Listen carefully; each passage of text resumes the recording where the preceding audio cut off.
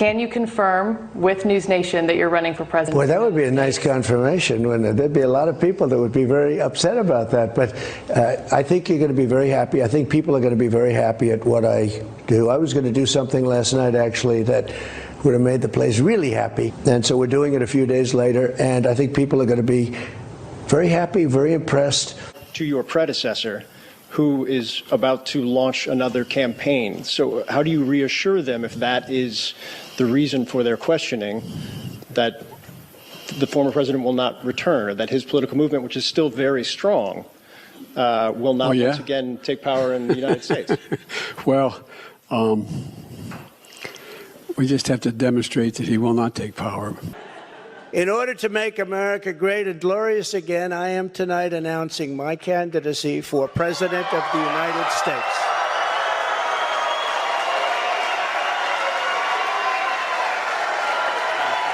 There's breaking news out of Palm Beach, Florida. Former President Trump says his Mar-a-Lago home there is being raided by the FBI. For the first time ever, a former president of the United States has been indicted. Former President Donald Trump indicted for a second time. A federal grand jury indicted former President Donald Trump. It marks the third time the former president has been indicted. Breaking news on former President Trump. He's been indicted for the fourth time in 5 months.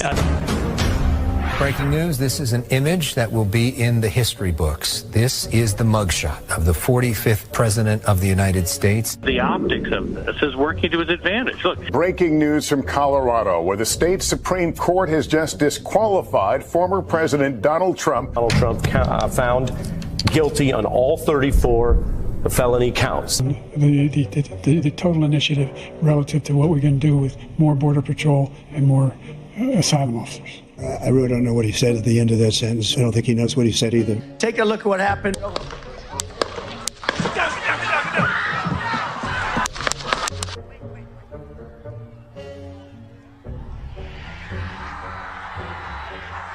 The next president of the United States, Donald J.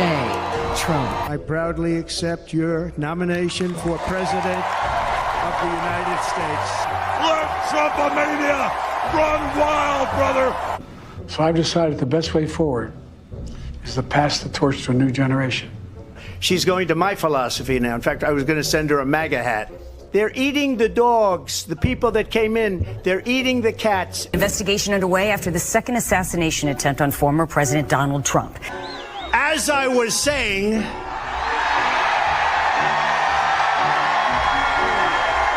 as you can see, I'm not just MAGA, I'm dark MAGA. Get in there.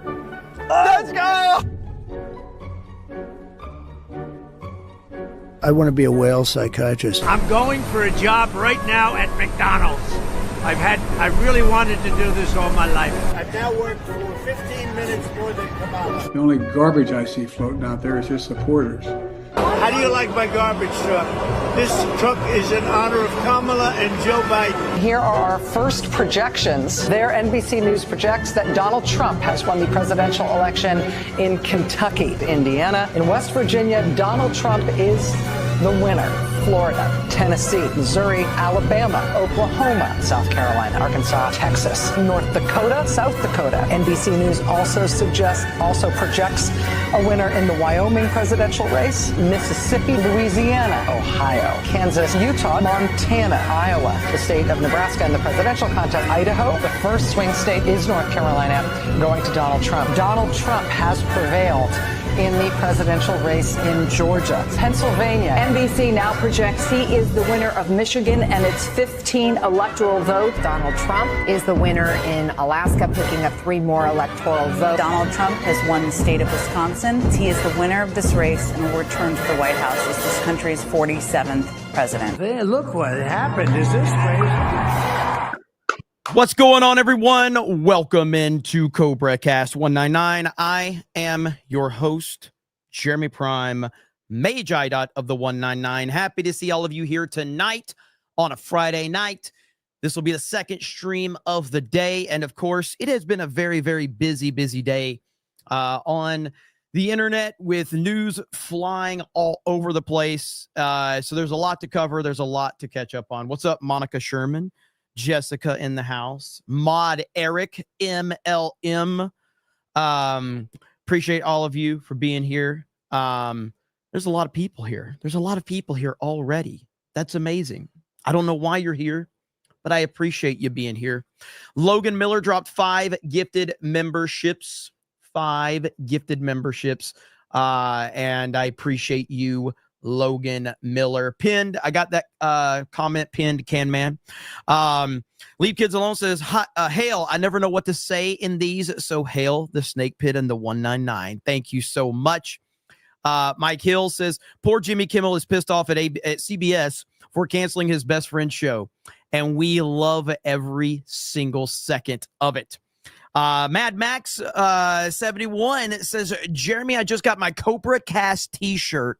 Hail the 199. Let's go. That's what I'm talking about.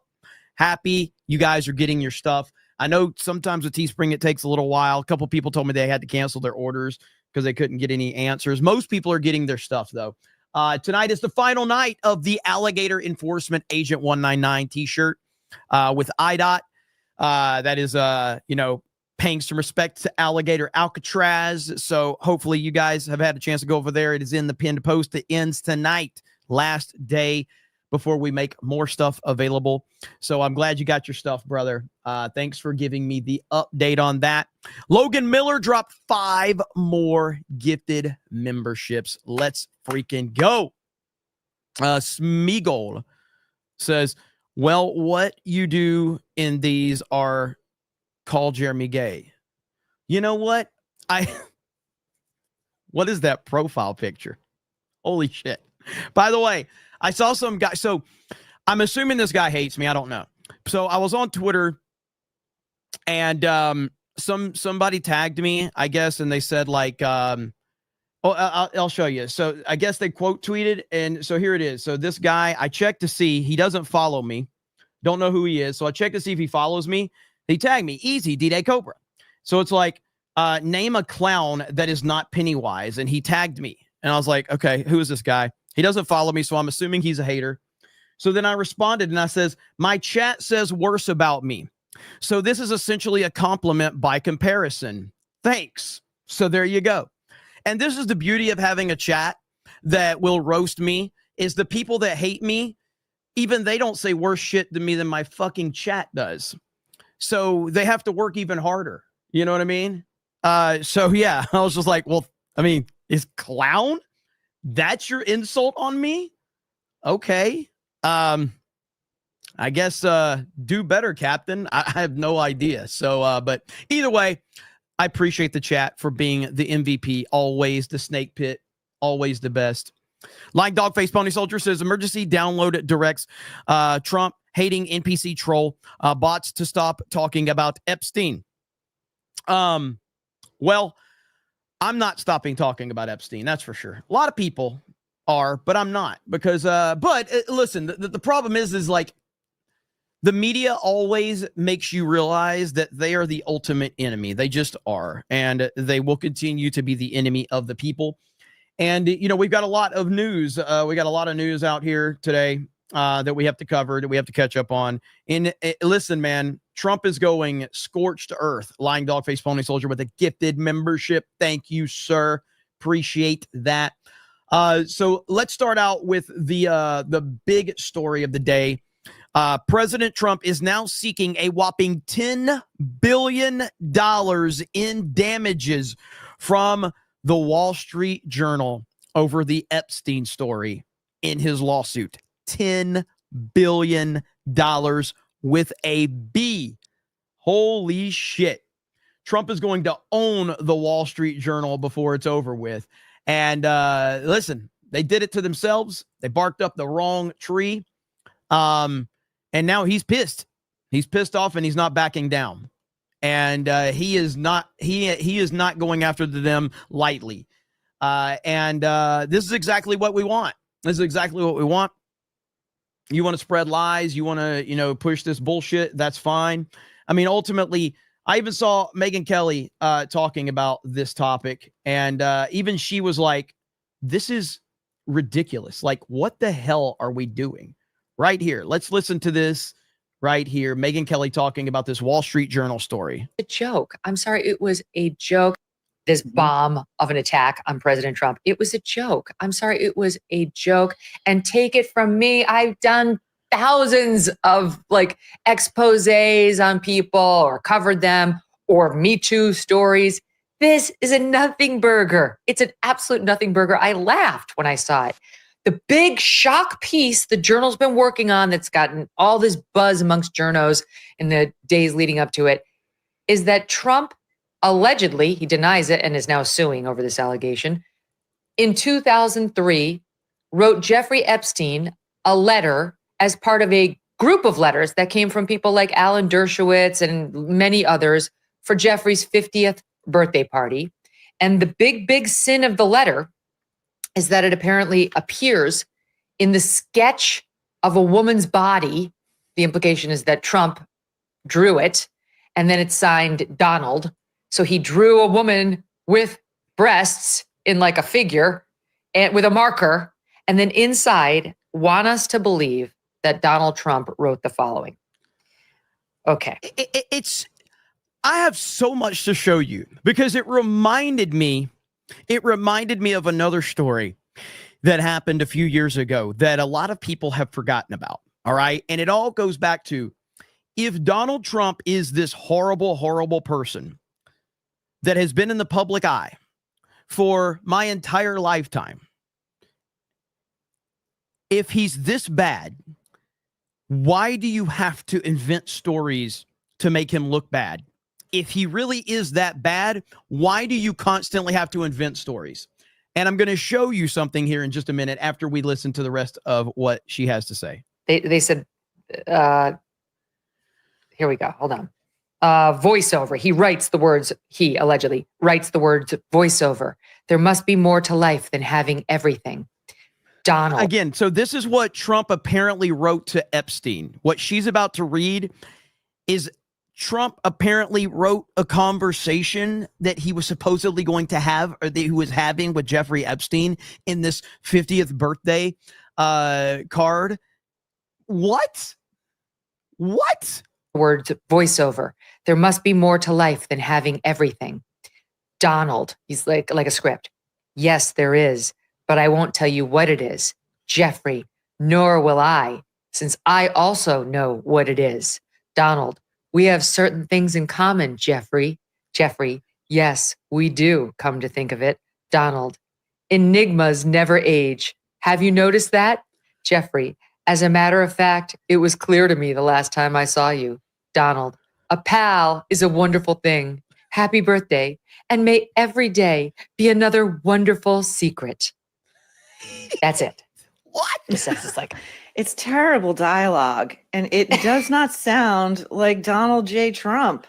I mean, several things. The fact that that is allegedly typewritten, that note, it feels to me the way like in any crime story, you know, a suicide is a murder if the suicide note is typewritten, right? That's true.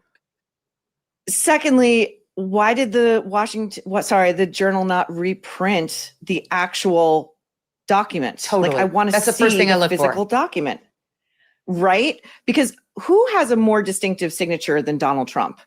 Mm-hmm. His signature looks like skyscrapers. It's totally. So you know, and thirdly, I just don't believe it. To me, it feels like, remember when the Mueller report was finally published and Rachel Maddow took to the airwaves for an hour to self-soothe and convince herself and her viewers that there must be something in it? We got to find it. It's just there. You can't, you know, it all just feels like, again, you and your guests have said it many times over the past week or so. If there was a smoking gun involving Donald Trump and Jeffrey Epstein, we would have known it by now. Mm-hmm. That's the point. We would have already known. There is nothing there. There just isn't. If there was, they wouldn't have to make shit up. They literally shot at this man. They've tried to kill him. They've arrested him. They've targeted his family. They've targeted his home. They've literally done everything in their power except apparently use the truth that they have against him. What the fuck, dude? That's right. We wouldn't be waiting for the Wall Street Journal to break it mid President Trump's second term as president. It's absurd. So we don't know whether even the Journal has seen the original letter. We know that they say they've seen documents. They said Maxwell collected all these letters for this birthday gift Epstein got in 2003, put it in a birthday album. They say, according to documents reviewed by the Wall Street Journal. Well, which documents? Have you seen the letter? Trump's team is saying they did not hand the letter over to Team Trump when they went to him for comment. So it's unclear whether the Journal has laid eyes on the actual alleged letter. But I have to say, and Trump says this is fake, and people online are doing a word search amongst everything Donald Trump has ever said. And apparently they haven't found like any uses of the word enigma. I guess it's not one of. There was one. Someone found a clip back in like 2015 where Trump used that word once. And I guess that is proof that this is true from the TDS crowd. So they found, like, of all of the speeches that Donald Trump has done, the public speeches, years and years and decades and thousands of speeches and interviews and everything, they found one time where he said that word, and they think like, oh, that's we got him, boys. We got him. His favorites, not like China. So I have no idea whether it's real. Trump is mad enough saying it's fake, and it sounds fake. It does sound fake to me. It doesn't sound like anything that Donald Trump has ever said or written. And Trump is now, and this is why it's important to get the context, because Trump is now suing the publication, Rupert Murdoch, News Corp, over this for $10 billion. All right. He is not backing down at all. Now, what this reminded me of, because, you know, people are like, well, Jeremy, why are you going to dismiss this? How do you know? How do you know? And it's like, I don't know about what Trump has or hasn't done. Okay. I have no idea. Do I think that he did this? No. But do I have any proof of that? No. What do I have proof of, though? That time and time again, these people have made shit up about President Trump to the point where it is laughable to believe anything. And I bring you to the Unselect Committee, January 6th, and let's listen to the testimony under oath of one Cassidy Hutchinson about then President Donald Trump. When you returned to the White House in the motorcade after the president's speech, where did you go? When I returned to the White House, I walked upstairs towards the Chief of Staff's office, and I noticed Mr. Renato lingering outside of the office. Once we had made eye contact, he quickly waved me to go into his office, which was just across the hall from mine. When I went in, he shut the door, and I noticed Bobby Engel, who is the head of Mr. Trump's security detail, sitting in a chair, just looking somewhat discombobulated and a little lost. I looked at Tony, and he had said, "Did you effing hear what happened in the Beast?" I said, "No, Tony, I just got back." So did you effing hear what just happened in the Beast? Now, I want to remind all of you, this is why us MAGA people meme on Trump so much. Because much like anybody with any common sense, we understand that Donald Trump now is 79. At the time, he was whatever, 75. He's a 75-year-old man, okay? We say 6'3", 215 pounds, chiseled from rock, alpha male athlete, elite athlete, could be the UFC champion, but he's making America great again. It's all a big fucking meme. The truth is that these motherfuckers, they actually believe that Trump is like John fucking Wick, all right? They actually think Trump is like John Wick in real life.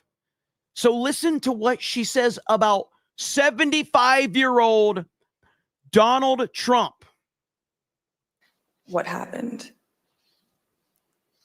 Tony proceeded to tell me that when the president got in the Beast, he was under the impression from Mr. Meadows that the off-the-record movement to the Capitol was still possible and likely to happen, but that Bobby had more information. So once the president had gotten into the vehicle with Bobby, He thought that they were going up to the Capitol, and when Bobby had relayed to him, we're not, we don't have the assets to do it, it's not secure, we're going back to the West Wing. The president had very strong, a very angry response to that. Tony described him as being irate. The president said something to the effect of, I'm the effing president, take me up to the Capitol now. It gets better, but I have to stop right there and go, Donald Trump has been in the public eye for decades and decades and decades. Have we ever seen Donald Trump unhinged or angry, losing his cool or anything? We've never seen this, okay? To which Bobby responded, sir, we have to go back to the West Wing. The president reached up towards the front of the vehicle to grab at the steering wheel. Mr. Engel grabbed his arm, said, sir, you need to take your hand off the steering wheel. We're going back to the West Wing. We're not going to the Capitol. Mr. Trump then used his free hand to lunge towards Bobby Engel. And when Mr. Ornato had recounted this story to me, he had motioned towards his clavicles. And was Mr. Engel... What? Trump lunging at Secret Service people. Absolute athlete. Alpha male. Jason Bourne. John Wick. Literally Batman, ladies and gentlemen. In the room as Mr. Ornato told you this story? He was. Did Mr. Engel correct or disagree with any part of the story from Mr. Ornato? Mr. Engel did not correct or disagree with any part of the story. Did Mr. Engel or Mr. Ornato ever after that tell you that what Mr. Ornato had just said was untrue? Neither Mr. Ornato nor Mr. Engel told me ever that it was untrue. And despite this altercation, this physical altercation during the ride back to the White House, President Trump still demanded to go to the Capitol. Here's what Kayleigh McEnany... Now, look, I have to show you this, okay? Before you start thinking, Jeremy, this is crazy. How can you not believe this story? Okay? How can you question the authenticity? Because we're talking about several members of the Secret Service, okay? Several members of the Secret Service. But when you are facing an absolute alpha male, 6'3", 215 pounds, chiseled from rock, literally, this would put prime Arnold in, he would be embarrassed. Prime Arnold would be completely embarrassed by the physique of this young, vibrant man. This is an unstoppable force. There is no Secret Service member that could stop the sheer power of this elite athlete. It's so stupid. So this is why, I hear these stories and I just I go, no, this is not true. I go back to, if Donald Trump is this evil human being that has left a pattern of disaster behind him, why do you have to make things up? Why do you have to make things up to make him sound bad? Why don't you just talk about the truth? And the truth is, he is a young, vibrant man. I just feel like a young man. I'm so young. I can't believe it. I'm the youngest person. I am a young, vibrant man. I look at Joe. I don't know about him. I don't know. Macho man, yeah. There we go. Youngest person. Star Wars' Stripes for 20 says that she doesn't know what the F she's talking about. #47. Absolutely. Thank you, Star Wars and Stripes, for the $20 super chat. Ghost to a Ghost for $2 says, thank you for your coverage and honesty. 199. Thank you for the support. Mod Eric says, Jeremy's mods say worse.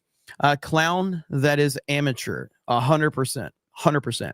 Madney says, Jeremy is the straightest man, the most heterosexual guy, and the apex of anti-gayness for $5. Thank you. Aaron James says, Snake Pit chicks are the best chicks, especially JL. Look at that, Jessica. They love you. They love you in the chat. Tired Retro Gamer says, the Donald Epstein / fanfic is wild. Let's see. Vault 95 says, why is the B-Day card written like a conversation? I think they put it in the chat GPT and they just ran with it. That's what I'm thinking. Zeke the Wise says, Jeremy, hopefully Trump goes after all who were fake pardons, starting with Mark Milley. Maybe. But Obama's in some trouble right now, potentially. We're going to talk about that. MAGA since 2015 says, exactly, if someone shot at me, that would be the day I'd kick teeth in on the TV if I was Trump. I lose versus Jeremy. Who's your hero as a kid? Also, any historical figure you could have a private dinner with, who would it be, apart from Sydney Sweeney? Oh, man. I mean, I was really big into sports as a kid. So I was Michael Jordan. I was a huge Michael Jordan fan as a kid. I definitely looked up to him being my age. And that was like the rise of Michael Jordan's fame. And he was just, Michael Jordan was like a superhero. Also, Hulk Hogan. I was a huge Hulkamaniac. Hulk Hogan was a real life superhero when I was a kid. I was a massive Hulkamaniac. And I was really, because I was a big wrestling fan. So, so those two were probably prominent in my childhood, probably be the two most prominent, kind of sports figures. If I could have dinner with any historical figure, I don't know, man. Honestly, I mean, I'm not really a star-struck type of person, but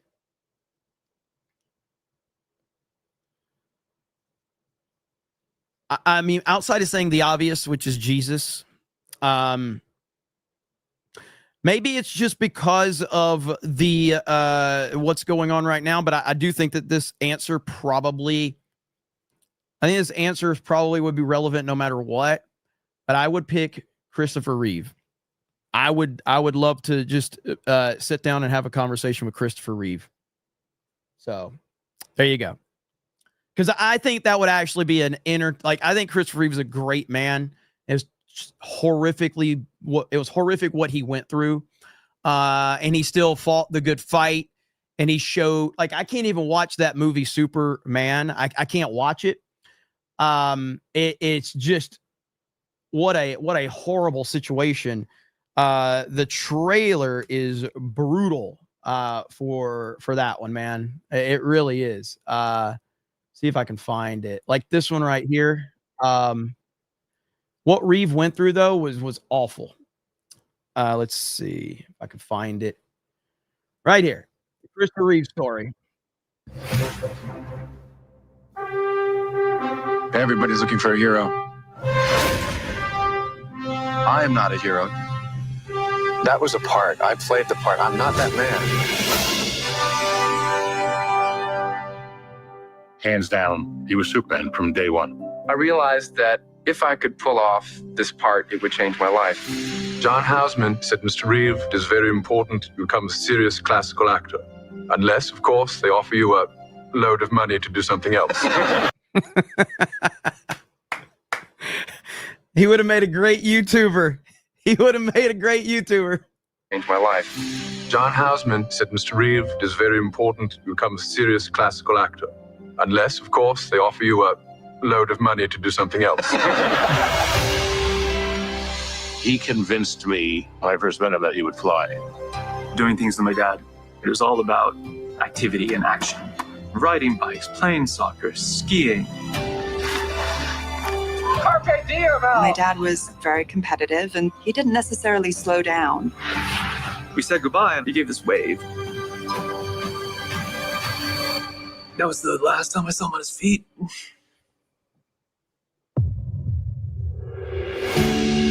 Mr. Reeve currently has no movement or spontaneous respiration. Superman, crazy. Just that simple little thing over the horse. I ruined my life and everybody else's. I won't be able to ski, sail, throw a ball to Will. Won't be able to make love to Dana. Maybe we should let me go. She came flying in and she just yelled, "I love you. I love you." And then she said the words that saved my life. You're still you, and I love you. He and Robin were such good friends because they could match each other. Robin also had struggles that he dealt with his whole life, and I think that they both were aware of darkness. Brother Chris is fighting like crazy. When you find people who fight like that but still keep their humanity, that gives you great hope. That is tough because I can feel him, but he can't feel me. It must have been hell for my mom, too, knowing what she had lost. I felt I needed to do something, not just for myself, but for everyone else in the same condition. The fact that Superman was in a wheelchair and was willing to go public with it was huge. Help is on the way.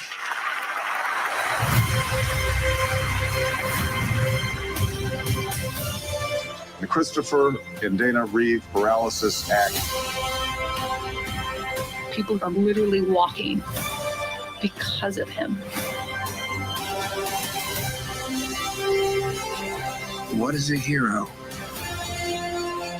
My answer was that a hero is someone who commits a courageous action without considering the consequences. Now my definition is completely different. I think a hero is an ordinary individual who finds the strength to persevere and endure in spite of overwhelming obstacles. I wouldn't have missed this for the world.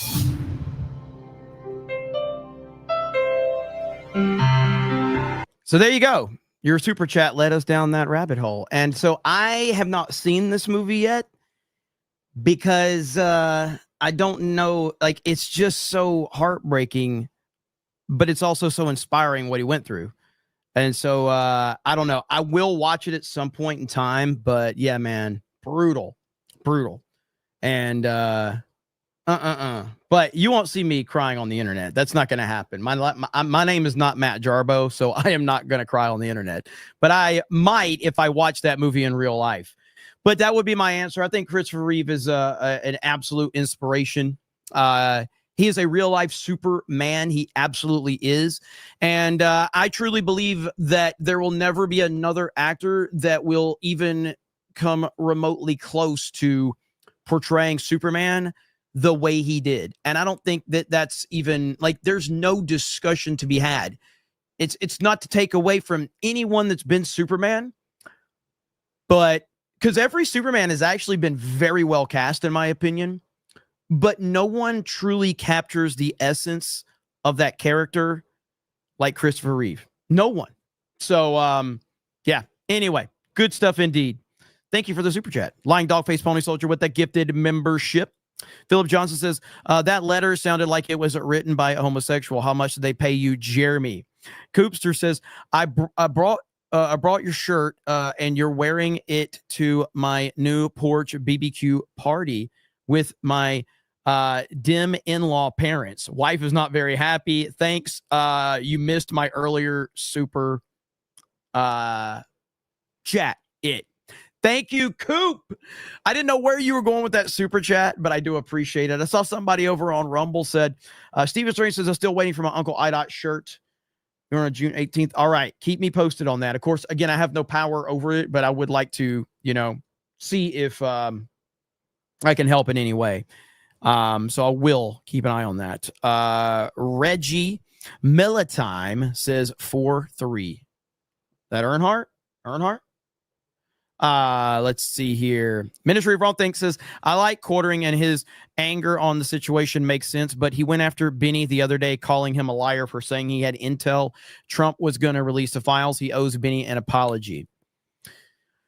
Yeah, like I said, man, I don't know what the point is like,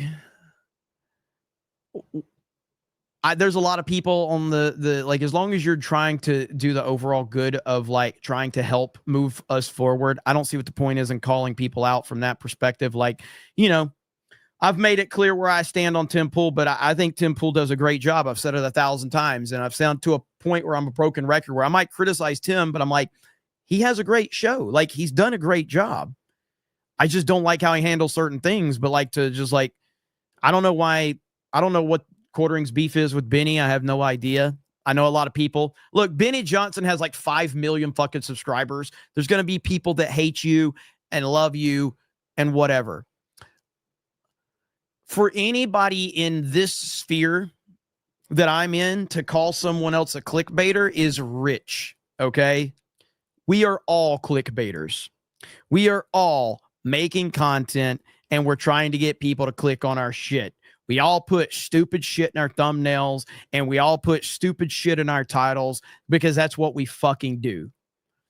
And it is massive projection to try to say someone else is clickbaiting. Like, I'll make fun of Mike Zero. I don't fucking know Mike Zero, but I'm making fun of Mike Zero in a funny way. Like, I respect the grind. Mike Zero is willing to put shit out there that straight up is not true, and he has no shame about it. I respect that. I wouldn't do it, but it is what it is. No Face for a MAGA $10. Thank you. Logan says, have you heard of the story about a guy named Nick? Sounds a lot like Steve's son, but I haven't heard that story. No bullshit. When I first started streaming over on Geeks and Gamers, somebody sent a super chat with this name. I can't believe this didn't get clipped. I have no idea where the stream is now, but someone says, "Hey Jeremy, it's my friend's birthday. Can you please wish him a happy birthday?" And it said that name, and I said it, and I'm like, "Oh yeah, hey man, thank you so much for the super chat. Hey, happy birthday to Nick." I said it like 5 times, and then I realized, oh shit. And of course, listen, some people may say, the reason some people may come up with excuses. My excuse is I say the word so much, I didn't realize it was a joke. So that's my excuse. I just say the word so much, I just didn't realize that it was a joke. So, River Miles 450 says, it was me who drew and carved the big titty stick figures in the library during study hall. No regrets. Let's go. What's up, River Miles for 50? No regrets. No regrets. Thank you, brother. Good to see you here. Timothy says, weird how Critical, who's been bitching every second about Trump Epstein, hasn't made and addressed either the Wall Street Journal story or Trump releasing the court docs. Interesting how that works, isn't it? Interesting how that works. I know what you mean. Alus versus Jeremy, that was truly heartwarming and very gay. Hey, I mean, I wasn't prepared to watch the Christopher Reeve trailer, but yeah, when you got like, I don't think that, like, when people ask me, because they're like, who are people that you look up to and shit like that? I'm like, well, Christopher Nolan, Nick Saban. Like, oh, would you like to, hang out with them? Not really. Like, I don't think they give a fuck about hanging out with some loser like me. What am I going to talk to Christopher fucking Nolan about? Hey, Chris Nolan, you want to play Mario Kart? This motherfucker's making all-time great movies. What am I going to ask him about? You want to play Mario Kart World? Look at Sydney Sweeney's tits. Like, what the fuck are we going to talk about? Who cares? He'll just walk away just hating me. So, like, what's the point in having a conversation with a guy like that? Flag Ninja says Jeremy is a master baiter. Planet Fatness says Jeremy dunks on Tim Pool and the quartering. He does next will shock. Wait, Jeremy dunks on Tim Pool and the quartering. He does next will shock you. What he does next will shock you is probably what you meant to say. So anyway, more on the we'll move on because we obviously covered all of this stuff with the Wall Street Journal, at least for now. But there's plenty more to talk about. And one of the things to talk about would be this right here, ladies and gentlemen. Here we go. Fox News alert, we just got a peek inside Obama's black book, and it turns out Barack knew the Russia hoax was a hoax all along, but course he pushed did. it anyway to sabotage the Trump presidency. Yes. DNI Tulsi Gabbard declassifying pages and pages of documents, showing Obama's intel guys briefed him just weeks after the 2016 election that the Russians didn't actually sway the election. Quote, we assessed that Russian and criminal actors did not impact the recent U.S. election results. Criminal activity also failed to reach the scale and sophistication necessary to change election outcomes. But Obama just couldn't accept that. So he and his staff instructed intel agencies to cook up new reports to support Russia collusion. This is bad. Like, this isn't no bullshit. Like, this is bad stuff. This is really bad. Quote, after the meetings, Clapper's executive assistant emailed intelligence community leaders, tasking them to create a new intelligence community assessment per the president's request that detailed the tools Moscow used and actions it took to influence the 2016 election. Tulsi Gabbard described what she found as a conspiracy to subvert the will of the American people. And she says the people involved should be prosecuted and has made a criminal referral to the Department of Justice. We knew Hillary created the dossier, and now we have proof that Barack was calling the shots and the documents to prove it. Now, if you remember all of this stuff with Trump, Trump's been calling it out for years, and he's been dismissed for years. I found the clip that I was looking for earlier with Obama spying on his campaign, and CBS or 60 Minutes just ignores it and acts like it didn't happen. Was when they spied on my campaign. They spied on my campaign. There's no real evidence of that. Of course there is. It's all over the place. Leslie, Sir, they spied on my campaign and they got caught. Can I say something? You know, this is 60 Minutes, and we can't put on things we can't verify. You won't put it on because it's bad for Biden. We can't put on things we can't verify. Leslie, they spied on my campaign. Well, we can't verify. It's been totally verified. No. It's been, just go down and get the papers. They spied on my campaign, they got caught. No. And then they went much further than that, and they got caught. And you will see that, Leslie, was when they spied. And of course, he was proven right on that. Now the Russia hoax has been completely exposed. And, you know, this is where we are. And now people are making memes of Barack Obama looking through his peephole and seeing the Trump, Team Trump there to pay him a visit. And yeah, I do understand the idea of like nothing's going to happen. I know people, you know, are skeptical of that, as you should be. But this is a huge process that's going to take some time. And I'm glad that Barack Obama is being exposed for the piece of shit that he is. Barack Obama did significant damage to our country. Significant damage. Trump posted this right here. Intelligence today. Fox News Digital reporting the Obama administration allegedly manufactured and politicized intelligence to create the narrative that Russia was attempting to influence the 2016 presidential election. This reportedly happened despite intelligence stating otherwise. Chief Washington correspondent Mike Emanuel. Somebody's in the chat says, so no releasing the Epstein files. God damn, I swear, man. Like, if you have enough time to jump on a fucking YouTube channel, then you should have enough time to do the slightest bit of fucking research. Like, this is what it is about dumb fucks. Like, have you not had time to simply just look up and see that Pam Bondi has submitted to have all of that declassified? It's not going to be a snap of the fingers. Jesus Christ, people are stupid as fuck. How are you this dumb? So no releasing of the Epstein files yet? The process has began. It's not a snap your fingers and have it done. Good Lord. But the good news is you're not going to be happy no matter what anyway. So fuck, go watch Midas Touch or whatever the fuck they're called. Has some stunning details tonight. Looking into it. This released today. Good evening, Mike. Brett, good evening to you. DNI Tulsi Gabbard declassified documents today from before and after the 2016 election, promising they would show the American people how intelligence was politicized and weaponized by some key figures in the Obama administration. She talks about it in an interview airing on Hannity this evening. You have some of the most powerful people in our country directly leading at the helm, President Obama and his senior-most national security cabinet, essentially making a very intentional decision to create this manufactured, politicized piece of intelligence. According to the documents, August 31st, 2016, a Homeland Security official tells then DNI James Clapper that there was, quote, no indication of a Russian threat to directly manipulate the actual. I'm sure there was, and I'm sure there wasn't. For the retards, though, 4 hours ago, Pam Bondi officially files court motion to unseal Epstein grand jury testimony files. 4 hours ago. Yet you're here crying. Now, again, it's one thing if you come in here and say, hey, has it happened? But you just assume that it hasn't, even though you've done no research.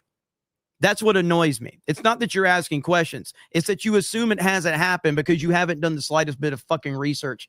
That the process has began. So there you go. Fucking hell. Vote count. On September 9th, 2016, officials argue the presidential daily brief should make clear that Russia, quote, probably is not trying to influence the election by using cyber means to target election infrastructure. Then after the election, the tone appears to change. On December 9th, 2016, the documents reveal the Obama White House held a National Security Council Principals Committee meeting on a sensitive topic. It included then DNI James Clapper, John Brennan, the CIA director, Susan Rice, who was National Security Advisor, Andrew McCabe from the FBI, and others. After that, an email came out to Intelligence Committee leaders from an aide to Clapper saying the intelligence community was prepared to produce an assessment per President Obama's request to pull together the information intelligence agencies had about the tools Moscow used and the actions it took to influence the 2016 election. By December 14th, there were leaks saying that intelligence community officials believe, quote, with a high level of confidence, that Russian President Vladimir Putin was personally involved in the U.S. election hack. This is major. Like, this is huge. And this is what, like, I know what people want. People are like, we want Obama arrested immediately. We want a perp walk. We want all of that. I don't know if you're going to get that or not. I have no idea. What I do know is that Trump is going to continue to build a strong case, which is what he's been doing. Can you go back? Let's go back to 2018. And I know it's weird to think about it now, but try to take yourself back to 2018. Donald Trump did not have the political clout or the political team to pull off anything like this. He just didn't. That's just the truth. He did not have it. There's no way he would have been able to pull this off in 2018 with the team that he had around him and the power that he had politically. Now, here in 2025, he absolutely has the power, and he's building a strong foundation. Now, what this ultimately leads to, I have no idea. No one does. But it's a huge, huge positive shift towards hopefully holding some of these clowns accountable.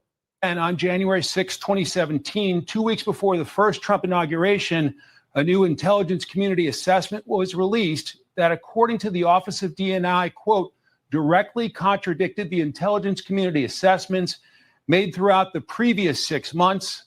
Former President Obama's office declined to tell. Yeah, I mean, so Obama's too busy doing shows with his buddy Big Mike. I guess Obama appeared on the Big Mike podcast. I guess they talked about the struggle. Again, you got to be fair. Like, people are talking about like, Big Mike and Barry are getting a divorce, and I just push back against that. I think that, I mean, you're not going to find two people that are more compatible. Barry and Big Mike both get to share stories of how it is to be a black man in America. Both of them can share that with each other. They can both talk about, well, my struggle as a black man. And then, Big Mike can then say, well, here's my struggle as a black man. And then, Big Mike talks about, struggling with a ginormous grapefruit. And Barry says, yeah, I can't relate. I've got a little bitty teeny weeny, but it's like he learns from Big Mike. So like they're not getting a divorce. They're not getting a divorce. All right. It's not happening. So those are the, these are the things that Barry has to worry about right now. Okay. So, no, but I saw that whole thing with, those two idiots, on the podcast. And I was like, what in the hell are we doing? Oh boy. Right here. Hypothetical. Barack Obama is arrested. What does it look like? Imagine this. Among many other factors are what the Justice Department considers prior to taking any action, especially against a former president. The optics. Do you expect to see him in handcuffs? Perp walked? If that happens, what would be the response around the country? Remember, Obama was beloved by many. Still, is whether you agree or not. Still is whether you agree or not. I am not saying I'm against Obama being charged. It's just like these are the important questions because listen, man, what will happen in the hypothetical sense that Obama is arrested? The left waged a fucking war over George fucking Floyd, a fucking former amateur porn star who was a fucking crackhead and had a criminal past. And they built this motherfucker up to be a hero to very stupid people. And they created race wars over it. What do you think they're going to do? What do you think the narrative will be around Barack Obama being arrested by Trump? It will be horrible. It will send this country into complete and total chaos. And I'm not talking about summer of love level shit, dude. It will be bad. And that has to be understood. That just has to be understood. And if you don't think that Trump doesn't weigh those options, then you don't know who Donald Trump is. And I see a lot of people, being like, I don't care. Well, that's fine. But for people that actually have families and kids, because I fucking care, and I'm sure that Donald Trump takes that into consideration. Like, you don't want to rip the country apart. Now, again, I'm not saying that don't do it. I'm saying that these ramifications have to go into account. You can't just go guns a-blazing. You have to make decisions that are not going to completely rip this country apart. That's just the truth. And so you have to think about these things. And that's one thing that President Trump is doing right now. And he's made that clear. He talked about it with Hillary. He said the same thing when it was about Jill Biden running the auto pen and all of that. He made references to that. And so, yeah, there's an idea of like, how cool would it be to have the problem is when Donald Trump got arrested 4 times, do you know why they were able to get away with that? And I'm just being honest. Do you know why they were able to get away with that? Because MAGA isn't a bunch of fucking low-level criminals. When George fucking Floyd died due to an overdose, the media told you that a cop killed him and a bunch of fucking criminals decided to be criminals and destroy businesses and kill innocent people. There are innocent people dead because George Floyd OD'd and the media lied and stupid fucking low-level criminals believed it. But when Donald Trump got arrested 4 fucking times and shot on national TV, MAGA, we got pissed, but we didn't go burning fucking cities to the ground. And they know that. They know that MAGA is generally law-abiding citizens who aren't going to burn cities to the ground. They know that. So, these are the things that unfortunately have to be considered, and I'm pretty sure President Trump is considering these things very, very seriously, as he should, as the leader of the free world and as the president of the United States. He is certainly taking all of that into consideration, and I'm glad that he is. I'm very glad that he is. So, you just have to, unfortunately. Let's see. JH says it appears you have, let's see, I don't know what you're trying to say, but I'm not trying to You're not going to trip me up on a $2 super chat. Fantastic Mr. Not says, for me, if Robin Williams was still alive, I would love to talk to him about The Legend of Zelda. Would easily go on for hours, especially the good and the bad of The Legend of Zelda games. Named his daughter Zelda. Sean Weldon says, yo, Fig, saw a trailer of a movie called Chief of War with Jason Momoa and Tamua Morrison. It's about the creation of the Kingdom of Hawaii. It looked pretty good. MAGA. I'll check it out. Mike S is just popping in. I want you all to know that I consider you my very unknown family, MAGA baby. JD 2028, my brother from another mother from Ohio. Thank you, brother.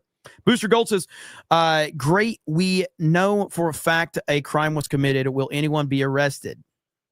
Again, I think that this breakdown right here is very, very level-headed, and it's something that Trump probably weighs every single day. Socrates Magoats says, I swear to God, people better end up in Gitmo over this.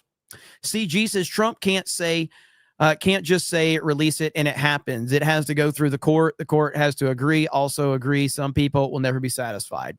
This is true. And, you know, it's why it's the same people now. Like, so, I mean, I criticized Trump for a week and now I'm not criticizing him anymore outside of like, I mean, obviously I still stand by my criticisms, but I'm not like pouncing on the behavior because I feel that they've shifted enough and they're moving in the right direction. And I'm very happy with the current direction of the administration overall. I want the Epstein stuff better dealt with, but yeah. So now people are like, oh, you're back in the cult. I'm like, I don't think you know how a cult works. But yeah, by your standard, I'm definitely back in the cult. Brian Stewart says, breaking Papa and locals conspire to rig knockout tomorrow. And I will be taking you up on your offer if it's still available. So I believe it was you. So he had a deal for locals that if me or either Johnny, I can't remember, won in Mario Kart with Papa, who's Raging Cajun, with his setup in Knockout Tour, he would then give me a digital copy of Mario Kart World to gift to one of our locals members. That is an awesome deal right there. So we will be playing tomorrow night over on locals.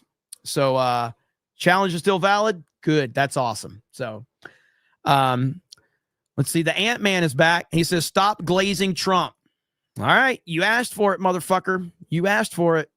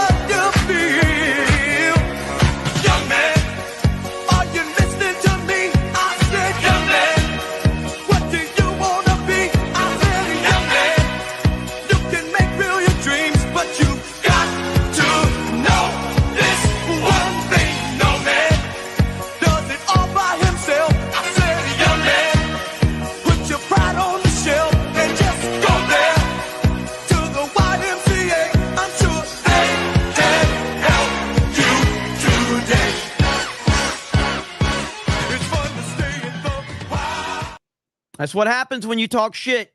I'm just gonna praise President Trump even more. So that's what you get, man. Nothing you can fucking do about it either. America 76 it says Okami regime spied on 2016 campaign. DNI Gabby proved Okami ordered manufactured evidence. Worst treason in American history. All anyone is chirping about is Epstein. Trump frustration is legit. I agree. I'm sorry, man, but like whatever is or isn't going on is important for sure. But the Obama campaign and what is being exposed right now is the top of the line right now, like big time. This is important. This is huge right now. And so I'm glad that Trump is not backing down on any of this, and he shouldn't. Right here. Here's Tulsi right here. Essentially making a very intentional decision to create this manufactured, politicized piece of intelligence with the objective of subverting the will of the American people who in November of 2016 delivered a historic victory to President Trump, defeating Hillary Clinton. And President Obama and his team, their goal was to essentially not accept the decision of the American people and to use this manufactured, politicized intelligence as a means to enact what would become essentially a years-long coup against President Trump. You have gone into great detail over these years of what the effects of this document and this decision have resulted in. Obviously, a years-long Mueller investigation that cost taxpayers almost $40 million, 2 congressional impeachments, endless smears and attacks against not only President Trump, but his family. He had senior members of his team who were investigated, some arrested and jailed. We had. I do think this is very interesting. All right. So I'm going to assume that all of the typical YouTubers that never talk politics but jumped on the Epstein story, I'm going to assume that they're all going to talk about this story as well, right? I'm just going to assume that they're going to talk about this, right? You know, the Moist Criticals, the CoffeeZillas, the who's that other guy? Who's that other fucking guy that was a Twitch streamer, Mogul Mel or whatever? I'm sure they're all going to talk about this. I'm sure they're all going to talk about Barack Obama's campaign and the treason involved. Don't you think? And increased tensions between the United States and Russia. The list goes on and on about the consequences of President Obama and his senior cabinet members politicizing intelligence once again, and I say these words very clearly, to enact what was essentially a years-long coup, subverting the will of the American people in that election in November. Now, to me, it sounds like you have appointed powerful bureaucrats that just flat out created bumper sound up. It's the best I can do. Danky, when you edit this, though, you may have to bump the sound up on this. I've got it turned up as loud as I can turn it up. a narrative that was false to undermine a duly elected president. Now, if that's not a grand conspiracy, I don't know what would be. Do you see crimes here? I do, Sean, and I'm referring all of these documents that we have found and uncovered, referring them to the Department of Justice for further investigation, accountability, and action, not just investigation, but action. Accountability has to take place. The American people's ability to have faith and trust in the integrity of our democratic republic is literally what's at stake, and therefore the future of our ability to exist as the country that we know it. This accountability is critical to make sure that this never happens again. Exposing the truth and naming those who are responsible should drive that accountability that has to take place. I just want to mention quickly, Sean, you mentioned the Steele dossier. That plays a critical role in these documents that we released, specifically because James Clapper, James Comey, John Brennan, they all knew that the Steele dossier was discredited at this point. It's not something any intelligence professional looked to as something that could be referenced or should be referenced in any intelligence assessment whatsoever. I know that there were professionals who were told include the Steele dossier in this January Obama-directed manufactured piece of intelligence, and they protested to people like John Brennan and James Clapper. They were shocked that it would even be considered. The Steele dossier was used in this manufactured assessment that President Obama directed be created, along with many other pieces of intelligence that the intelligence community itself, for months leading up to the election, said this is not credible and should not be used at all. So boom, there you go. So Tulsi is crushing it. And I remember there was a lot of people that were not happy when Tulsi, was picked for this position. And they were like, hey, what's, because she was a Democrat and all of that, blah, blah, blah, blah, blah. And I just want to show you guys that Tulsi was always qualified. And I can show you her qualifications. Tulsi was always qualified for the position. Okay? Always qualified. So do not question if she was qualified or not, because she was. So anyway, great job by her. We're going to have to see exactly what happens moving forward, because obviously this is a this is a huge story. This is massive. I don't think people fully appreciate the level of what is happening right before our very eyes. I mean, this is crazy. And I don't know if that's why, like even TMZ is picking it up. So here we now, like it's gone beyond just like the right wing talking points and all of that. Now everybody is talking about this. And somebody mentioned earlier, because I mentioned a bunch of these YouTubers and if they're going to cover it. I mean, I know Asmongold will cover it, because Asmon's not like a leftist loser, like a lot of these guys are, that will pick and choose what they want to talk about in order to create a certain narrative about it. So I fully expect that he's going to talk about it. But yeah, man. So it's going to be interesting. We'll see what happens. Patriotic Eagle says totally random, but remember Obama and Trump chatting it up during Jimmy Carter's funeral? To me, it hits different. Hail Tulsi, hail the 199. I do remember. And Donald Trump continues to prove that he is not only the greatest president of my lifetime, he's the greatest president of all time. Eddie P says, this is why the government deep state gets away with all this BS. People like that. You have no clue what's going on, only the headline, if that, and can't bother to research at all. It's true. People, dude, like the amount of people that just run with headlines is crazy, man. It really, really is. And, but that's not going to change. I mean, like the other day, like, so there was this thing. Okay. So what was it? I don't know if I could pull this up right now.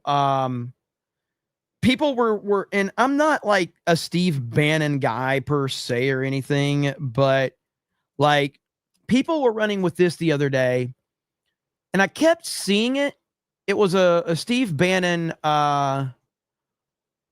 article about Trump or whatever. I really want to find it because people kept sharing this as a criticism towards Steve Bannon. And the headline was that Trump's presidency is over. Steve Bannon says Trump's presidency is over back in 2017. And so I finally clicked on the article to see what the article was actually about. And it was a headline that was completely misleading, but no one actually read the article. They just were going with the headline. They're like, look what Steve Bannon said about Trump in 2017. So he can never be taken seriously because he said Trump's presidency is over. Man, I can't find it. Everybody was sharing it the other day. Let me see if I can Google it. Steve Bannon, Trump. I think it was like a Daily Mail or some shit like that. And if I can find it, I'll show it to you later. But anyway, the headline was Steve Bannon says Trump's presidency is over. And everyone was sharing this. And they were like, this is why you can't take Steve Bannon's criticisms of Trump seriously, because back in 2017, he says Trump's presidency is over. If you read the article, the article was criticizing the GOP. The article was essentially saying that Donald Trump's presidency, as what we voted for, is over because the GOP will not allow him to do the job that he was voted in to do.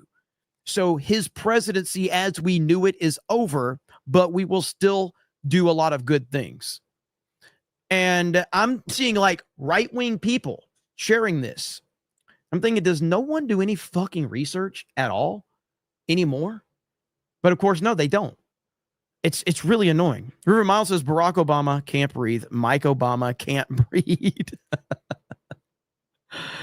Oh, man. Mike S says, nobody will be in prison, but the political damage will be extremely deep. MAGA is winning no matter what Twitter morons tell you. Well, this is the most important thing right now.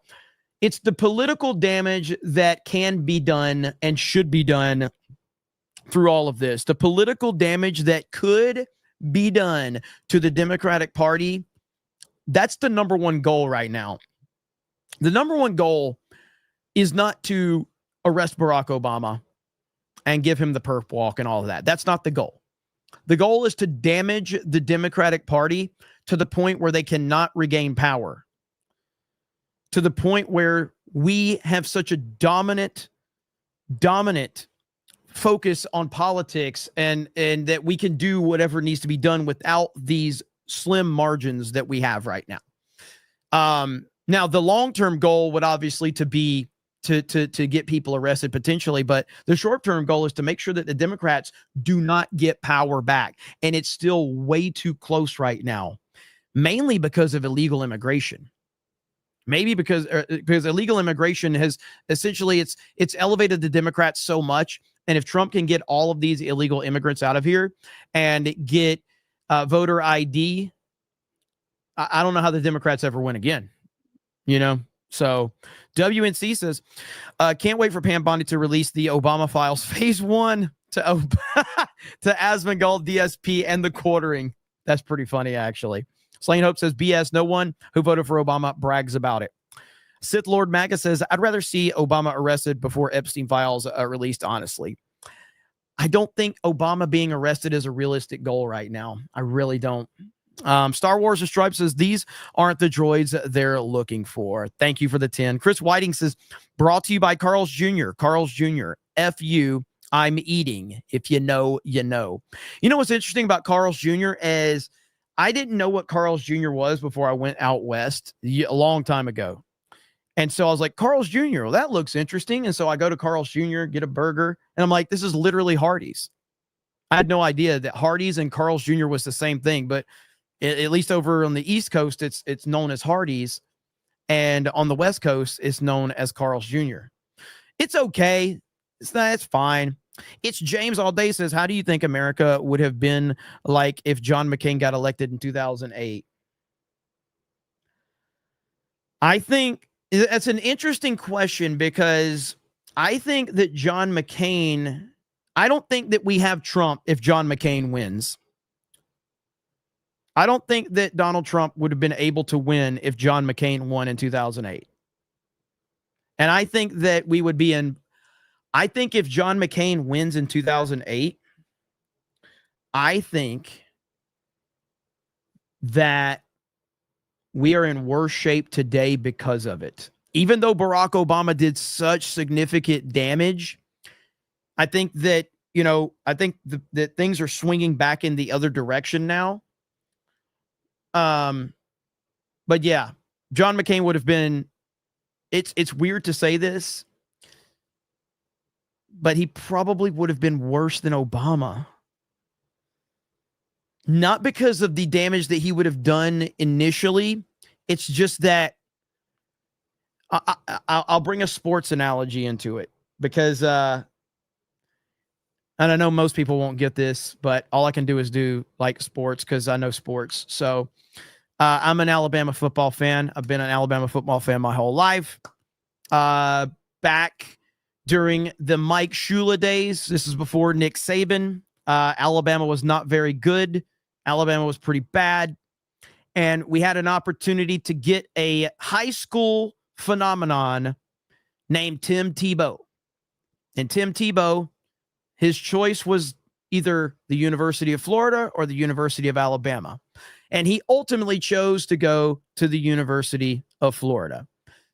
So I started to cheer against Tim Tebow, someone that I highly respect. I'm a huge Tim Tebow fan now. But at the time, it made me very much cheer against Tim Tebow. And, of course, Alabama continued to be terrible. And then, we got rid of Mike Shula. And then a certain person was hired at Alabama by the name of Nick Saban. And Nick Saban kind of went on to do a few good things at Alabama. But then I looked back and I says, I was angry we didn't get Tim Tebow. But if we would have gotten Tim Tebow, he would have made Mike Shula look better, and we never would have gotten Nick Saban as our head coach.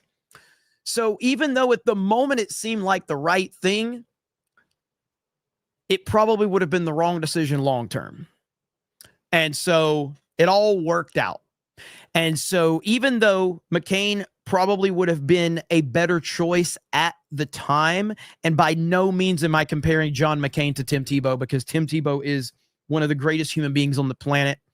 But I'm looking at the circumstances. So in the moment, John McCain might have been a slightly better choice than Barack Obama, but it would have done more long-term damage because we wouldn't have gotten to Trump. There you go. So, Mike S. says, 4D legal chess, Trump is the GOAT. Richard Waring says, it will be the CIA, FBI, DOJ heads that go down.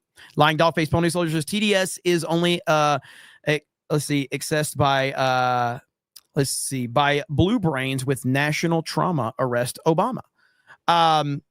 Sola Felix with a 99-cent. Thank you. Jimmy Ray says, Nixon wasn't arrested. It was enough to expose him and ruin his legacy. You don't have to arrest someone to get justice. Lying Dog Face says, Nixon was railroaded for trying to expose the deep state. Socrates McGoat says, Jeremy, stop glazing Sydney Sweeney. A little bit of reverse psychology there. Mr. E says, what Obama and the U.S. intel did is more deep state being held accountable than anything that might come from conspiracy speculations about Epstein. Mike S. says, one thing, Angry Joe has been very open and is DTF. Will you please let him down softly? As a former fan, I beg you. He used to be cool. I think he responded to another one of my tweets. He's literally just my reply guy now. But it's funny because I think I'm the only person that Joe follows on Twitter that's a Trump supporter. So that's all Joe had. I'm the only Trump supporter that Joe has any access to. And so he always replies to my Trump tweets. Always. Mike S. says MAGA wins. Magnum Norse for 10 says my girlfriend dumped me, so I stole her wheelchair. Guess who came crawling back? My man. That's how it's done right there, brother. I respect that. Ministry of Wrong Things says the only thing that has me blackpilled on the list is the fact that Kevin Spacey publicly demanded the list be released. To me, that's a massive red flag that elites know they don't have to fear the list.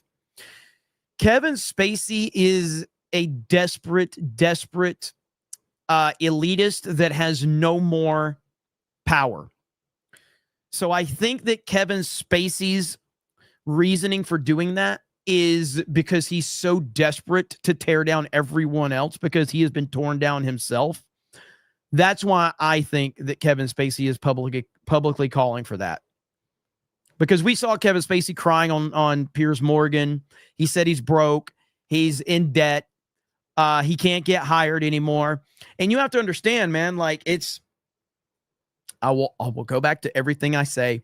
It's all relative. Kevin Spacey was once a powerhouse. That dude was a powerhouse. House of Cards is a phenomenal show, and Kevin Spacey is a phenomenal actor. He is incredible. Not just on House of Cards as Frank Underwood, but in so many things that he's been in.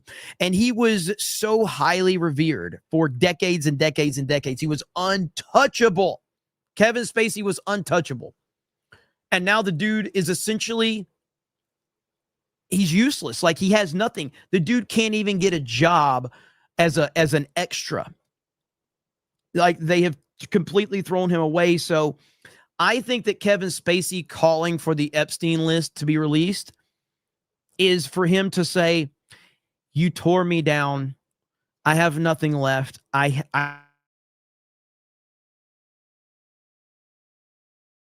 Where I was, I want you all to fall with me. That's my view on it right there. Let's see. Rhino Helix says that McCain was a neo-warmonger. Look at what pretender Tories did to the UK. Bush 3 and 4 would have been much worse for the U.S. Obama was a shock. We needed to wake up from the slow socialist boil. I froze? Did I? Am I back? Testing. Hello? Are we good?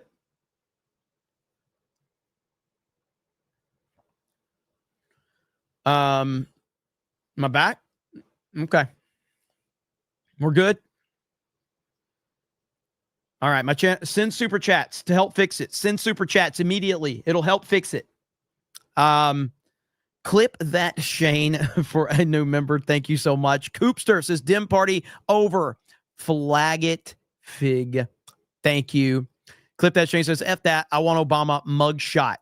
Solo Felix says McCain, bloodthirsty warhawk who is rotting in hell. CG says we had we gotten Romney, likely no Trump. That is true. That is true. Methos 3000 says really tired of the talk from these politicians. I want to see jail time and assets seized from these perps.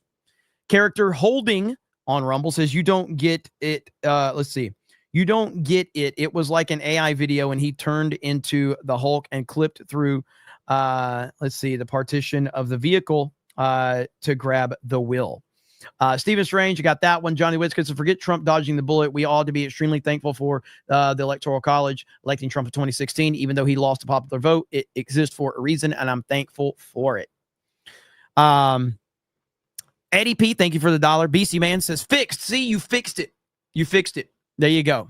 Chad Layton for $5. Thank you. See, it's all fixed now. Thanks to you guys. See, man, you see how things work around here? Okay. Mark of Reality for $50 says the real target that Donald Trump needs to focus on is the Federal Reserve Bank. The Fed acts as its own interest, but needs to be responsive to the will of the people. They have interest rates way above where they should be. It's raising the cost of housing. I agree, and I mean, Trump is obviously focused on that among many other things. There's just so many things this guy has to focus on, man. There's so many things, and he has 3.5 years now, which, I mean, interestingly enough, I saw this. Let me see if I can find it, because apparently, and I don't know who it's from, he made a comment the other day about ending the IRS. I don't know if you guys saw that. I'm going to try to find it in my bookmarks. Or actually, let me just search this out. Trump had an interview the other day about the IRS and getting rid of the IRS.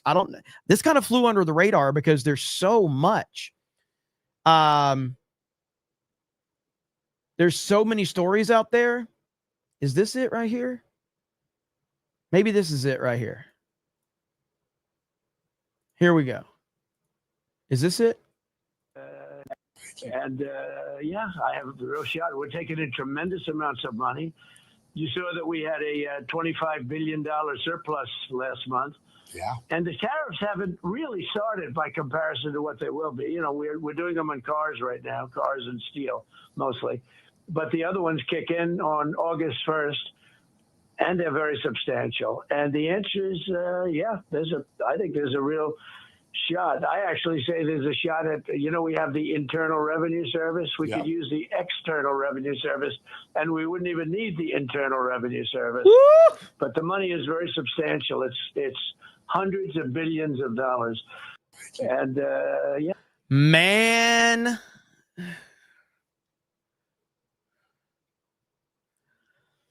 Hey, if Trump does that, I legitimately, I'm not even bullshitting. If Trump gets rid of the IRS, he would win 2028 in a landslide through write-ins. He absolutely would.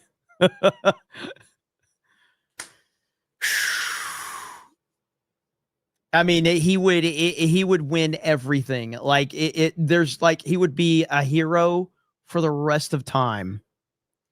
In fact, I mean, right here, look at this. President Trump is now, President Trump is now the second most likely candidate to win the 2028 GOP presidential nomination per Polymarket. So there you go. So,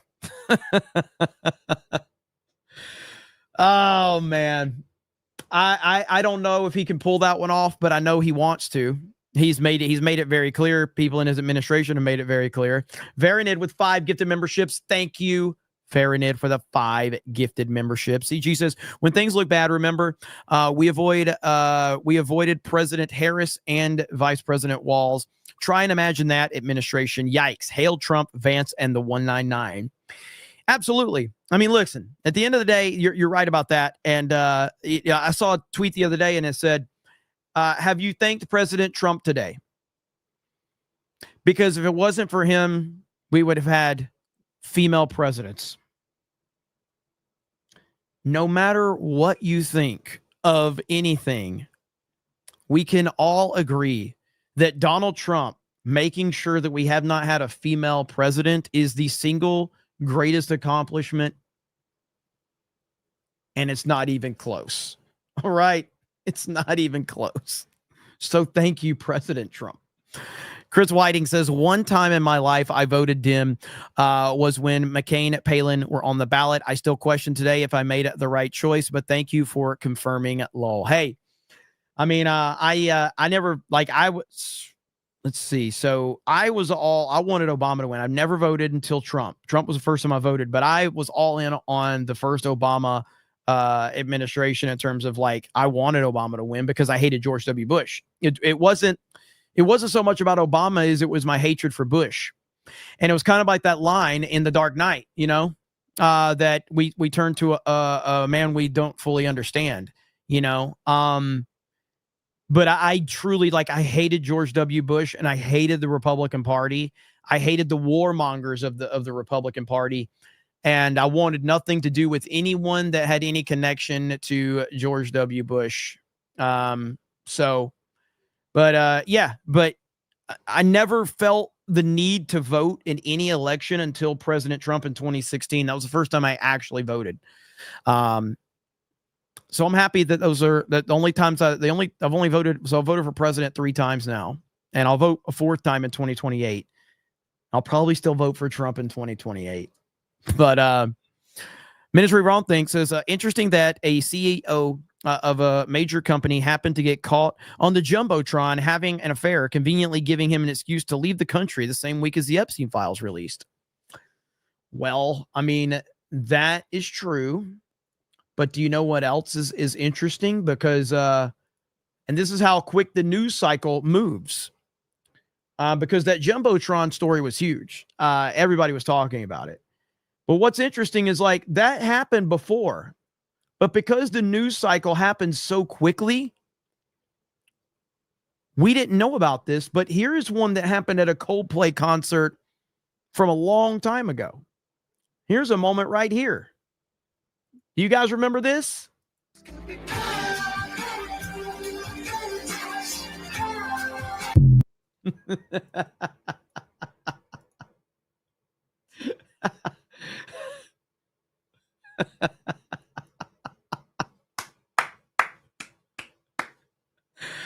Oh man, good old Big Willie. Look at that. Oh shit. Dude, the memes have been absolutely crazy over this whole story. It's been pretty awesome to see all of it.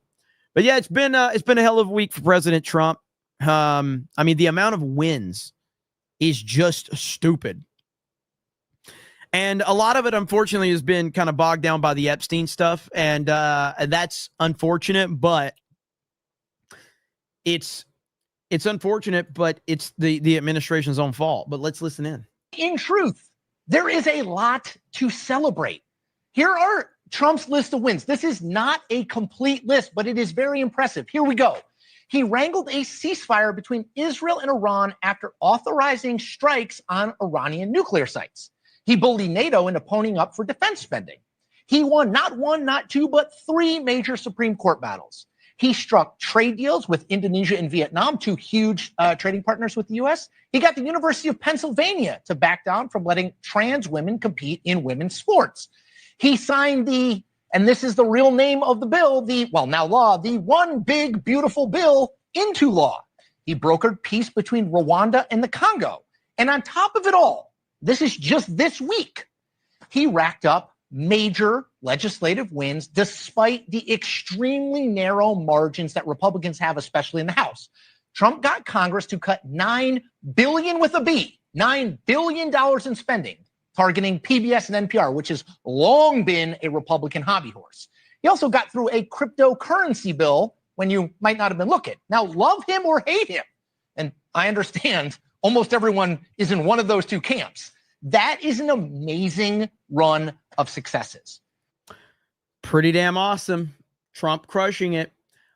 Maze Moore just uploaded this video of James Comey. Hey, everyone. Watch James Comey lie under oath in 2017 about the seriousness of Russian election interference. The memo that DNI Gabbard released proves clearly that Comey was lying during this testimony. He needs to be held accountable for the damage he did to this country. There should be no fuzz on this whatsoever. The Russians interfered in our election during the 2016 cycle. They did it with purpose. They did it with sophistication. They did it with overwhelming technical efforts. And it was an active measures campaign driven from the top of that government. There is no fuzz on that. It is a high confidence judgment of the entire intelligence community. And the members of this committee have seen the intelligence. It's not a close call. That happened. That's about as unfake as you can possibly get, and is very, very serious, which is why it's so refreshing to see a bipartisan focus on that, because this is about America, not about any particular party. So that was a hostile act by the Russian government against this country. Yes, sir. In that time frame, there were more than the DNC and the DCCC that were targets. Correct. There was a massive effort to target government and non-governmental, near-governmental agencies like nonprofits. What would be the estimate of how many entities out there the Russians specifically targeted in that time frame? It's hundreds. I suppose it could be more than 1,000, but it's at least hundreds. So if you remember, Comey actually, right here is, I don't know if this is the clip or not. I don't know when this is from. Right here. Life-altering. What did you mean by that? You called Trump's attacks against you life-altering. What did you mean by that? Well, when the president of the United States aims at you, it changes your life a number of ways. Obviously, it gives him rental space in your head temporarily. I think I've now got him out over the garage in my mental space. But it causes people to aim at you, aim at your family members, which is my biggest concern, with hate, with... You're the one that put 8647. You're the one that did it. God. I truly I hate these people, dude. I fucking hate these people. I really, really do. Like, it's absolutely fucking amazing how corrupt they are. And, you know, how, oh my God, man. Just, it's so frustrating. Bad language with social media abuse, and that's not a good place to be. Are you worried about your security? I am always worried about security. I'm a giraffe, so I stick out. But almost everybody I come into contact with is friendly and supportive, even if they see things differently than I do. You're very tall. That's why you're a giraffe, right? Yeah, I'm 6'8", and so I stick out in the crowd. But I worry most about people who haven't been through what I've been through. I've been through a lot of security threats in my career. I worry about the people the president targets who have never been through the rodeos I've been through. That has to be life-altering in a very bad way. What advice do you have for others who find themselves on the receiving end of Trump's personal attacks? Do two things at once that seem contradictory. Take it seriously. Be clear-eyed about the threat, but don't let it come to dominate your life. There's a tendency when you are targeted to see the boogeyman under every bed on which you sit. Don't give him that. Don't give him the benefit of that. He wants to roar and have that effect on you. Shut it out. Be clear-eyed about the risks, but don't let this dominate your life. That's our lesson, I think, as a country. We ought not to let a lot of... Oh, really? Oh, really? Well, then let's talk about where you were fantasizing about him going to prison before the 2024 election. So a lot of people have suggested that there are a range of factors that would make it difficult to put a former... The system has not been tested in this way. Do you agree with that it would be difficult or nearly impossible for the law enforcement institutions to put him in actual jail? No, they would just put him in a double wide somewhere out near the fence, out in the grass. And he would eat there, he'd shower there, he'd exercise there, he'd be away, as Danya Perry said, from general population, but it's obviously doable. See, I get, like, again, I'm trying to keep, I want people to understand that, like, the idea of Trump just locking all of these people up is a great kind of, like, it's a great thing to think about. And I truly cannot stand Comey or Obama or any of these clowns. But once Trump goes down that path, again, let me remind you that the Democrats and the left created a mini race war over George Floyd, a amateur porn star who was overdosing on drugs, who had a criminal record a mile long, and they built this person up to be a fucking hero to very stupid fucking people. They will weaponize this against Trump and cause so much damage to this country. And Trump is doing so many great things for this country right now. It will completely derail everything if he does it right now. That's just the reality of it. It just is. That's the reality of it. And that's why I don't think he goes down that road. But I want him to just as much as everybody else, because I can't stand these fucking people, man. I really, really, really, really hate them. Magnum Norris says, let's see, what's the worst combination of illnesses? Alzheimer's and diarrhea. You're running, but can't remember where. That'd be tough. That'd be tough. Phil McCracken says off topic, but I have to correct you. Nolan's worst movie is Man of Steel.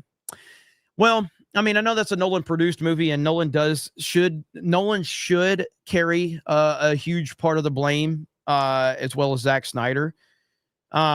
But I mean, and I got to be clear, like, by me saying that The Dark Knight Rises is Nolan's worst movie, that doesn't mean that I don't. I love The Dark Knight Rises. I fucking love that movie unapologetically.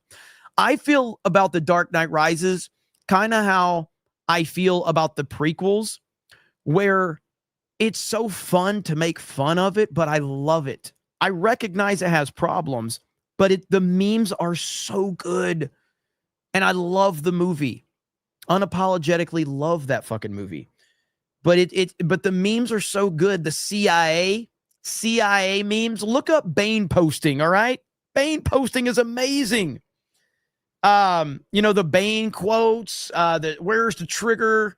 The way Talia dies. Like, the Dark Knight Rises is full of wonderful memes, but I also love the movie. I love it.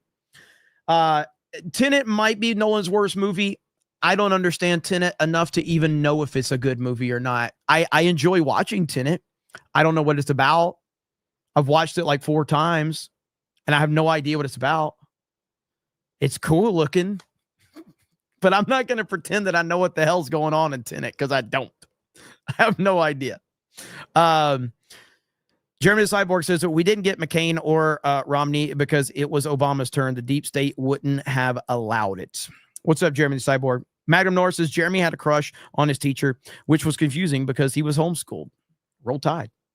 Slain Hope says, hey, Jeremy, how's your crypto doing? I don't have a lot of crypto. You know, I don't have a lot. Let me see. I mean, overall, I've got BTC, BTCI. So I got Bitcoin, and I have Bitcoin high income ETF, and I have Tesla. Bitcoin's down a little bit right now. But Tesla's been up recently because Elon finally shut the fuck up for the most part. Every time Elon would talk, my Tesla stock would drop, and I was thinking about selling it, but I'm like, Tesla will rebound. So I don't have a ton though. This is my first time. Like I'm very much ignorant to the stock and everything like that. So I just took a couple of suggestions from people, and I've just kind of been sitting on it. Grindodrome says, bought The Last of Us 2, 3 hours in, Joel dead. I feel completely nothing. Terrible writing. F. Neil Druckmann. Sorry for off topic. Brother, you should have been watching Geeks and Gamers all that time because you would have known how terrible it is. But no worries about off topic. This is CobraCast. We can talk about whatever over here. Phil McCracken says, if you don't want Trump to come after you, just tell the truth. The truth will set you free, Comey and other libs. They don't know how to tell the truth. That's the problem. They don't know how. Star Wars Stripe says, XRP, Jeremy. That's all you need to know for crypto. I don't even know what the fuck that means. I don't even know what that means. I've since I'll just say, like, since I've invested anything, and I did this back when Trump said to buy, that's when I put money in for the first time ever in the stock market. I have now made, I think, like $1,200 profit from my initial investment. So that's good. I didn't put a ton in, put a few thousand in, and I've made $1,200 off of everything that I invested in. I put some money here, money there at a couple of different places. Once the stock jumped a little bit, I sold it and then moved it back around to, like, Bitcoin and Tesla. But that's about it. Let's see. All right, we got more to talk about. So let me pull this next thing up. Give me just a second. Everybody in the chat's talking about stocks now, so, which I'm okay with. What is this right here? Is this legit? Somebody tagged me in this. Is this legit? Okay. This keeps getting better and better down the rabbit hole. So the Wall Street Journal reporter who wrote Epstein hit piece on President Trump has a connection to the founder of Fusion GPS, which was funded by Hillary and DNC to produce the Russia hoax. What? Is that legit?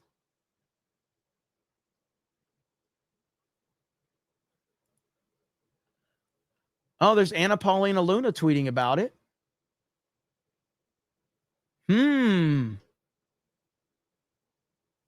Okay, well, there you go. Let's see here. So that's the Gateway Pundit. Let me look up the Gateway Pundit, see if I can find it. The Gateway Pundit. Let's see. I mean, this is the corruption that Trump is constantly battling and constantly fighting against. The most evil people in the world. That's who we're dealing with. I'm looking for that story right now, if I can find it. I'm scrolling right now to see. I'm not seeing it. I'm like 6 hours back right now.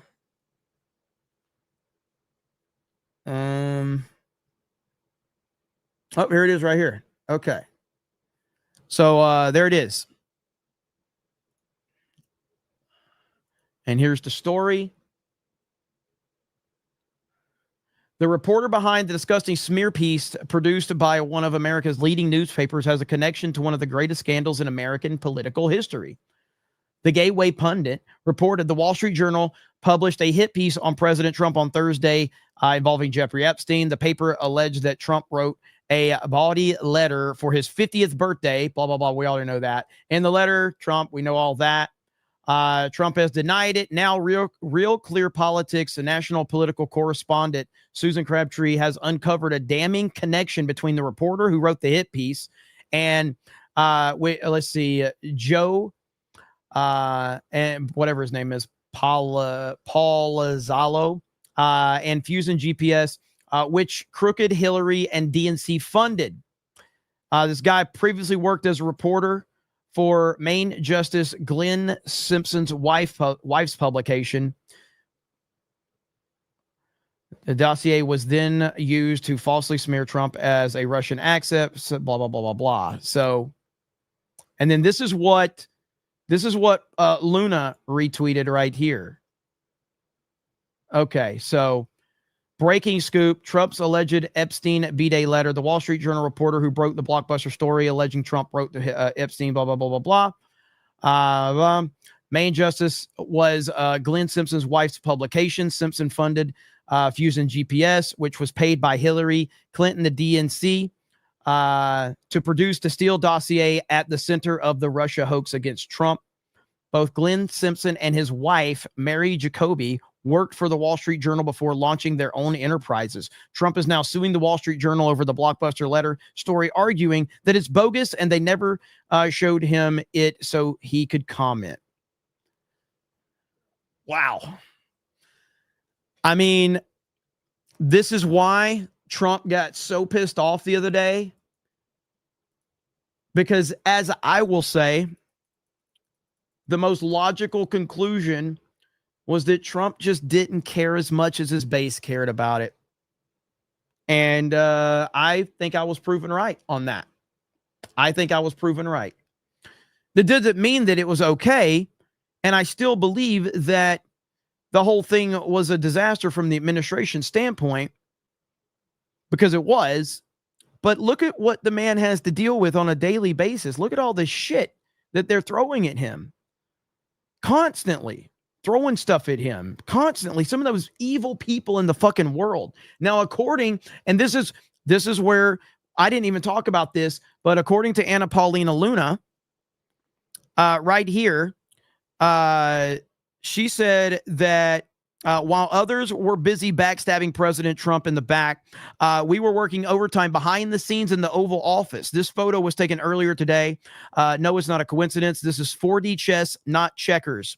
Welcome to the big leagues. Enjoy phase 3. Greatest president of all time. So, there you go. Greatest of all time. He's the man. So, I lose versus True. Can you legally marry your sister in Alabama? I'm proof of that. My parents, brother and sister. So, clearly, you can. But anyway, that is a nice blue suit. I got to say, that's a great blue suit. Let's see here. That's a really nice blue suit. Nice blue suit. So, new Jeremy lore dropped. Let's see here. All right. People take the internet way too seriously, so you might as well have some fun with it, right? You might as well have some fun with it. It's all you can do. I have no idea why stuff like this shows up on my timeline. Should I show the chat? Chat, do you want to see what shows up on my timeline on Twitter? I mean, we should probably get a 50 for this one, but we should get a proper 199 for this one. But either way, I'm going to show it to you for free.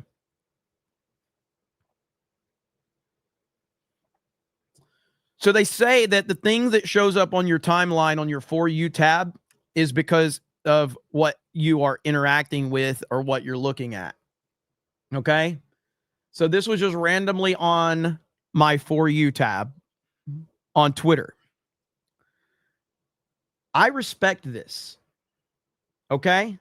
This is when people say Twitter is toxic, I don't know what they're talking about. Okay.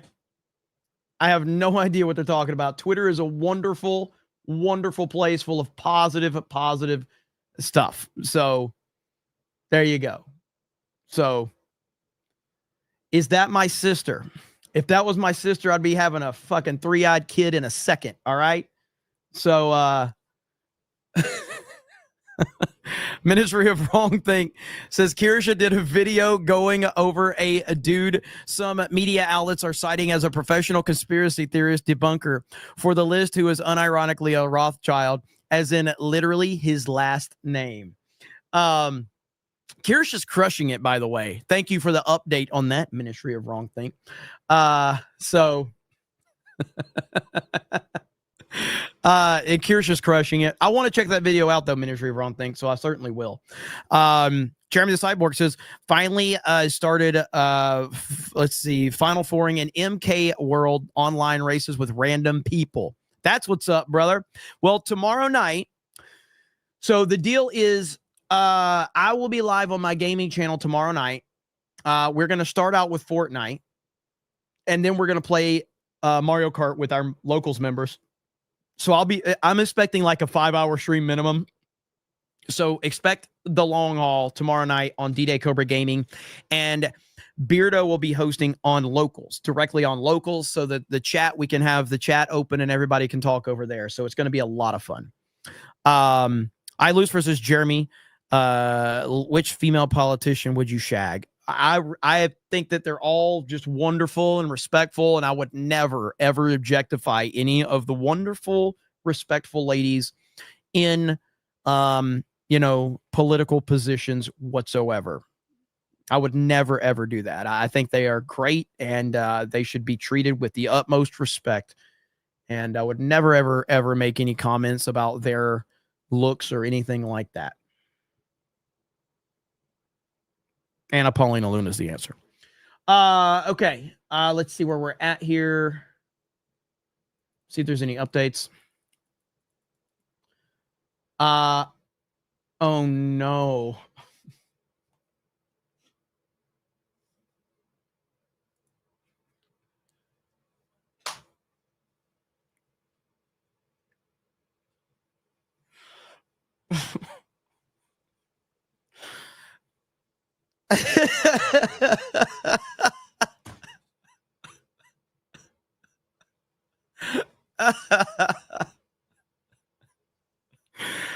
I just wanted to show this. It just was on my feed. So, retard register. That's amazing. Oh God, I love the internet. The internet is the greatest place in the world, man. Like you just have to roll with it, man. God. Let's see here. By the way, I did play Donkey Kong Bonanza a little bit, and it's very good. If you are a Switch 2 owner and you are if you're looking for a good game, Donkey Kong Bonanza, it's very good. Krista has been streaming it, and I think it's really good. I'm only like an hour into it, so I still have a ways to go before, before I can fully give you my full thoughts on it. But I'm enjoying it so far. I think it's good. Let's see. Oh, here's what I wanted to show you. I got to go through my bookmarks and find it. Yeah, it's really good, though. They did a great job. If you're a fan of Mario Odyssey, and if you're a fan of, just mainly Mario Odyssey. I mean, I think Mario Odyssey is a great 3D platformer, but this was made by the same team. By the way, so Midas Touch hates President Trump, okay? And they tweeted this out about President Trump, thinking it was going to be I guess they think this is going to hurt President Trump, okay? So they tweeted this out, so I quote tweeted it. I'm like, my president. So this just makes President Trump look super fucking cool, man.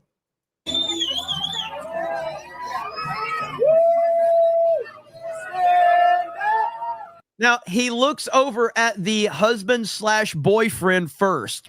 So the woman requests that Trump sign her chest. Trump asks the husband/boyfriend for permission first.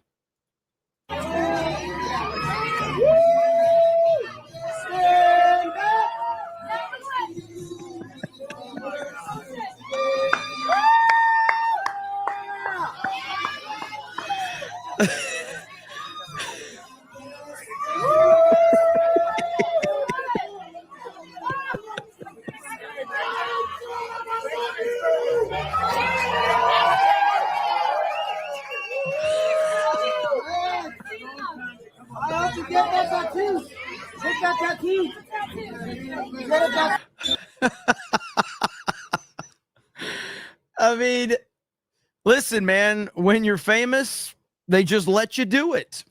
When you're famous, they just let you do it. So there you go. Hashtag my president right there. So Isaac says, congrats, George, on 5 years sober, by the way. Hey, Isaac, appreciate that, man. We have to pay respect. Congratulations, 5 years sober, George Floyd. Proud of you, brother. Proud of you, man. Quentin, what's up, Quentin? Says, Kata finally playing Chrono Trigger. For some reason, Jeremy has it ranked only 3rd on SNES, but it's the best RPG ever. Brosnahan has an ugly butterface.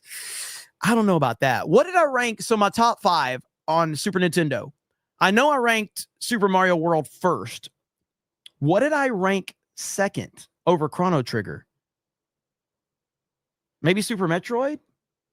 What did I rank? I mean, I made that list like a year and a half ago, I feel like. So what did I rank my top 5? I can't even remember now. I know Super Mario World was number 1.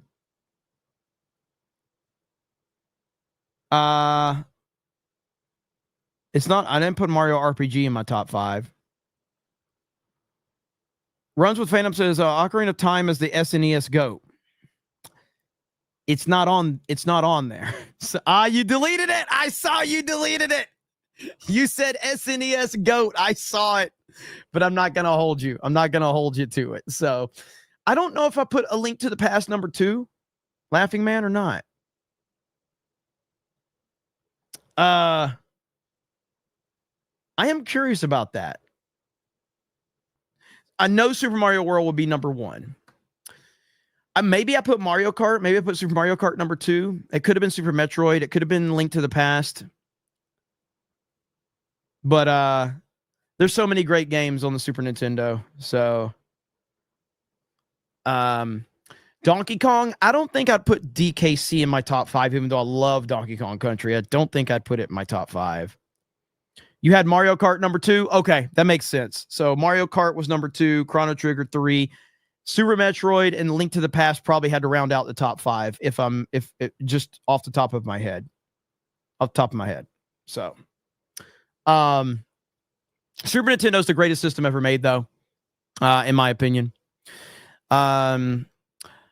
Let's see. Hydrocoptic Mike says, Happy Gilmore did this and no one complained. Nobody complained about it when Happy Gilmore did it. Let's see. Let's see. I don't know how to say. Preem Bellist says Trump should declare himself a woman and become the first Mrs. President. Meltdown would be epic. It would be epic. Mod Eric, thank you for the 10. When Mod Eric says, when Jeremy's brother got married, he came home from the wedding night and told his pa, I found out she was a virgin. And then he said, his pa said, good job, boy. If she ain't good enough for her own family, she ain't good enough for ours. I am curious what I want to see my top 5 now to see if it's changed. Super Mario 3 as well. Well, that was an NES game, but yes, that's a great one. Like on my overall top 5 games of all time, I think I'd have to think about this in no particular order, so don't hold me to an order, but Half-Life 2 would be on there. Half-Life 2, Super Mario World, God of War 3,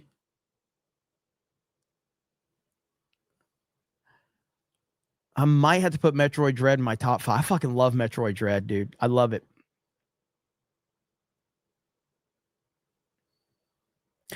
I might put a Mario Kart game. Halo 3.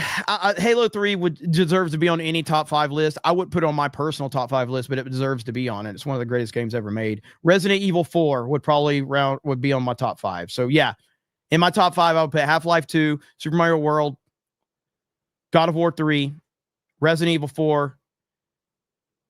And the reason I say Metroid Dread is because Super Metroid used to be in that position, but Dread, I just love Metroid Dread, man. I love Metroid Dread so much. So, but yeah, Resident Evil 4, pretty amazing. Let's see. Jeremy's top 5 games, all Nintendo GameCube games. What? How many Nintendo games are in my top 5 just now? Well, technically, there's only one Nintendo game in my top 5, technically. Now, I put Resident Evil 4 because I played that on the GameCube. I guess, yeah, okay, never mind. So I guess there'd be 2. There'd be 2. But then technically you could say 3 because Metroid Dread's on there, Super Mario World, and then Resident Evil 4 is not a GameCube, or it's not a Nintendo game, but it was exclusive to the GameCube at the time. So, but the God of War obviously is not, and Half-Life is not. Titanfall 2 should be in there as well, but you can only put 5 games in your top 5. Let's see. I Lucifer says, Jeremy, my man, ever fired someone, and was it hard? Yeah, I have. You know, my rule with how I run Geeks and Gamers is that any decisions I make, I never publicize them if I don't have to. Because my goal is to never publicly shame anyone that has worked with me. So in the eyes of the internet, anyone that I don't work with anymore, we all had good, just a good parting of the ways, because they're still trying to do stuff on the internet. I'm still trying to do stuff on the internet. I'm not trying to hurt anybody, but things don't work out for various reasons. So as long as people don't try to throw shade at me, I'm not going to throw shade at anyone. So, especially on the internet. I have fired people in my real world job back in the day when I had a real job, but yeah, I have had to fire people, as the leader and creator of Geeks and Gamers. So, Aaron James says, let's see, re-tindered the dating app to meet that special someone. Runs with Phantom says the geometric animation behind Star Fox's SNES was revolutionary, and the soundtrack is a chef's kiss. Yeah, Star Fox and Super Mario World are goated. Shout out to you, Runs with Phantoms. What kind of job was that? Well, I don't think I've ever mentioned this, but I did work retail back in the day. I'll probably won't go into any details because I don't think anyone wants to hear about that. But Tree Bear, holy shit, Tree Bear, holy shit, that was fast. Good Lord, how are you that fast? That is incredible.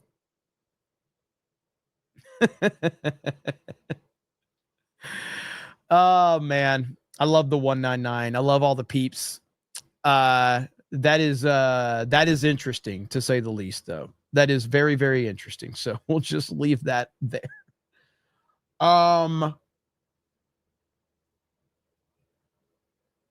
Okay, let's hear what Steve Bannon has to say right here. What's Steve Bannon got to say? Laura, today a bombshell after, and you can tell, Laura, the Obama thing yesterday, and then the Wall Street Journal trying to concoct this to try to have something that diverted attention from the bombshell on the intelligence drop today. Your assessment of where we are, ma'am? Well, it's what we all knew to be true. I can't help but recall when President Trump was being interviewed by Leslie Stahl on 60 Minutes, and he said that Obama spied on my campaign. Obama spied on my campaign. It's a coup. And she said, "Oh, we have to stop this interview right now. You can't just make baseless accusations, Donald." And she was trying to belittle him. And they tried to defame President Trump, mock President Trump. They said that he was crazy, saying that he was making things up, talking about this the spy ring. And now Tulsi Gabbard has proven it today with the receipts. We love the receipts, right? She didn't just announce this. She actually showed the receipts on a Twitter thread, and everybody can see for themselves. It's just open source. And that's the type of transparency that President Trump's administration is delivering. And it's quite unprecedented. I'd say that this is the most transparent administration in U.S. history. Of course, we had a little bit of a fumble with Blondie and the Epstein debacle. But the media is so desperate to focus on Jeffrey Epstein. And I think, I honestly wonder if it's because maybe somebody at DNI, perhaps there may have been a leak to let. See, I'm when it comes to the Epstein thing, I don't know if it was a media thing. I really don't. Like, I'm not saying the media didn't focus in on it, but I don't feel that it was the media that blew it up. I feel like a lot of MAGA people blew it up. I really do. And I think that that's where Trump's kind of frustration was misplaced with it, because I think that Trump knew about things that we didn't know about, like the Wall Street Journal getting ready to post this ridiculous story and some other things that were being pushed out there. But at the same time, simultaneously, you know, MAGA people were frustrated with how Pam Bondi has done the job of fumbling this entire situation. And I do think that looking back on it now, because we never see Trump just mishandle something this badly. And when you saw his frustration on it, he clearly knew this Wall Street Journal story was going to drop because they reached out to him. But I feel that his frustration was misplaced. And he's never going to acknowledge that because Trump doesn't do shit like that. But I don't think that it was a media thing. I think that MAGA was genuinely pissed off because of the behavior of the administration. And then Trump made it even worse with his comments, regardless as to why those comments were made or not. They happened, and the base got even more frustrated. I think it was a perfect storm of bullshit that was going on. Them know that something like this was coming, because it seems like there was a very coordinated effort, a kind of drum roll effect to create this hoax, as President Trump said. They accused him yesterday of sending Jeffrey Epstein some weird gay kind of love letter poem, happy birthday message. I don't know. It was just very homoerotic. Homoerotic is not on the bingo card with President Trump.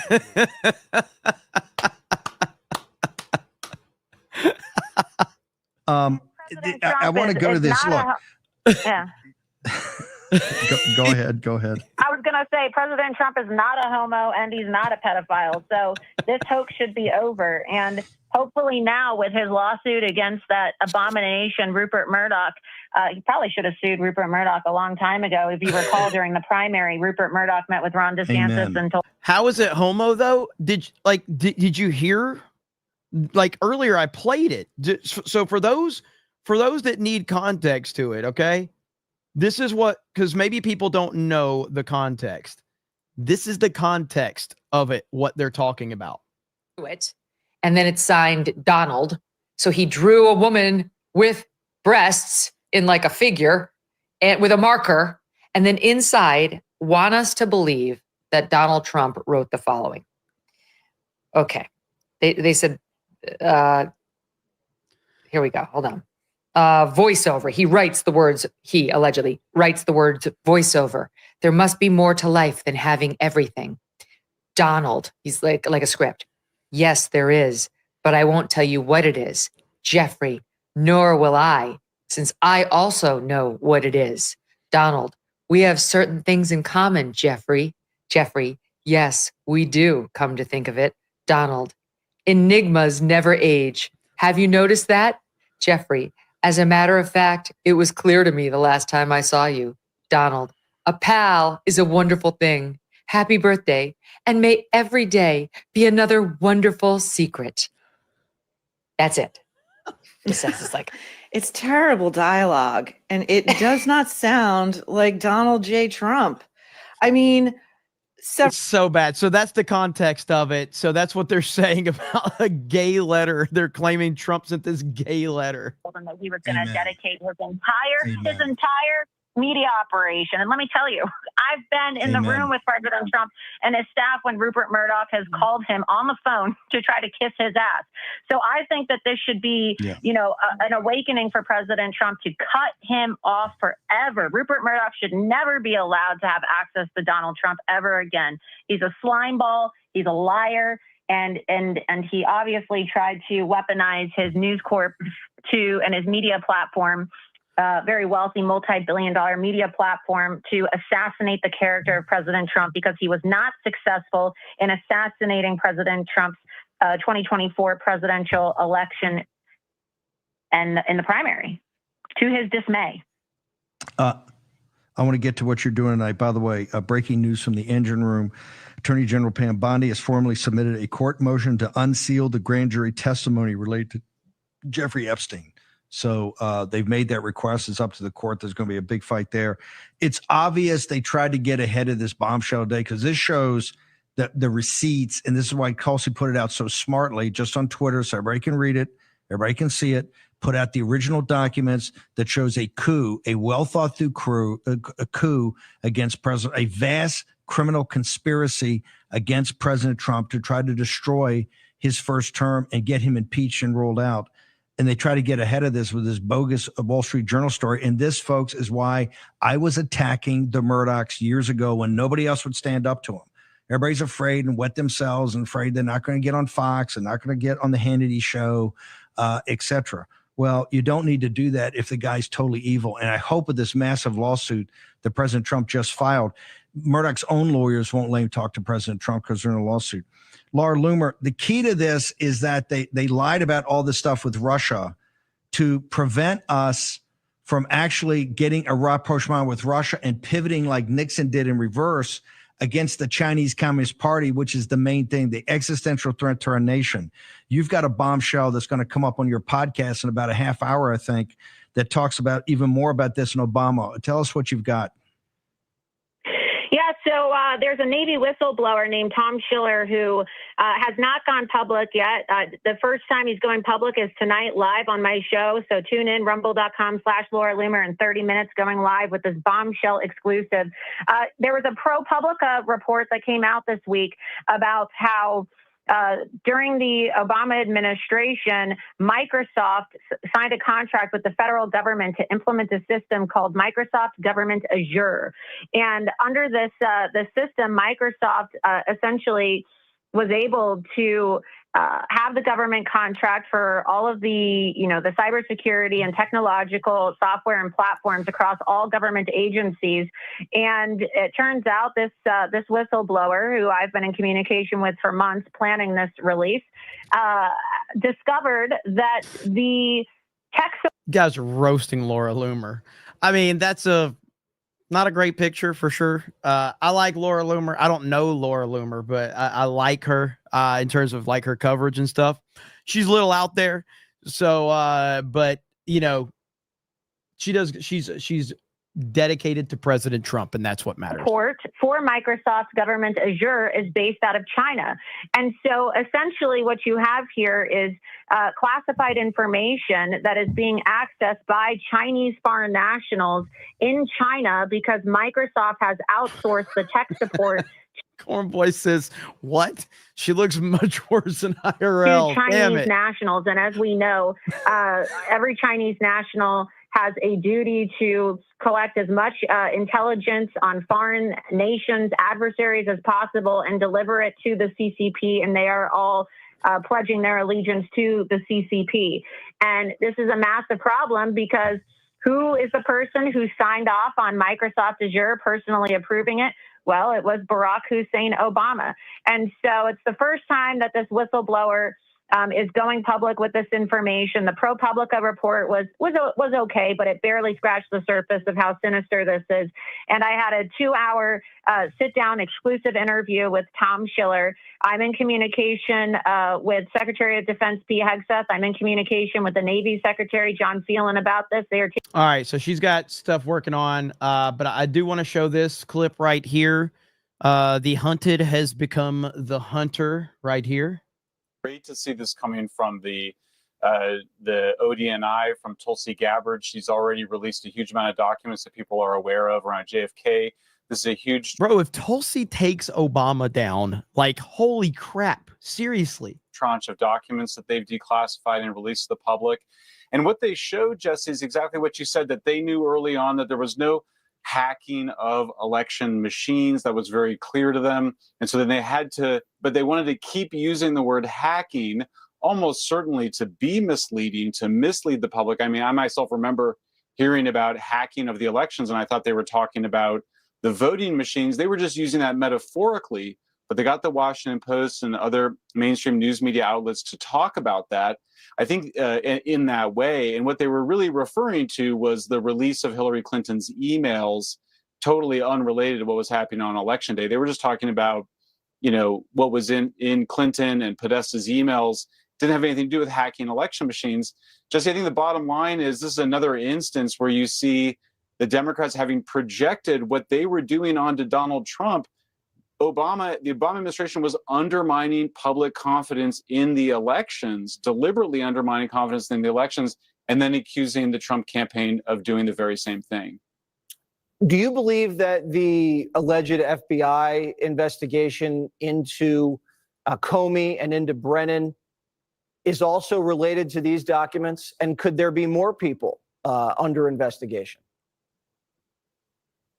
Yeah, well, I mean, there is still so much more to be released. I mean, you may remember that we had reported that it was really earlier in 2016 that Obama's CIA director got foreign assets to basically bump into, to get information to and out of pretty junior Trump campaign staffers in order to then create a predicate for the FBI to open its investigation, which, you know, if you can follow the steeplechase here, was basically all aimed at leaking information to the news media to create a perception that Trump was somehow compromised by the Russians. And that's just what keeps coming up and over and again. They knew that they didn't have the actual intel or any evidence to actually bring any charges against Trump, because of course he did. And this is why, like, how many times did I maybe I've been, because I've been following Trump for so long, but we don't hear the Russia nonsense anymore. But do you remember how much we used to hear that Trump was working for Russia, that he was controlled by Russia? You remember that? Now we hear that he's controlled by Israel. Now Israel is a new, Israel wasn't controlling Trump in 2017. Russia was. Now Israel is controlling Trump, apparently. But in 2017, it was Russia. You know, it's interesting how that works. It was kind of like a draft, you know, like Israel didn't get the #1 draft in 2016. Russia got the #1 draft pick and they got Trump. But then when Trump won the election in 2024, Israel actually got the #1 pick. And so now Israel, he works for Israel, not Russia anymore. So that's how it works. This is why I dismiss, like, I think there's valid criticisms against Israel. I think there's a good conversation to have.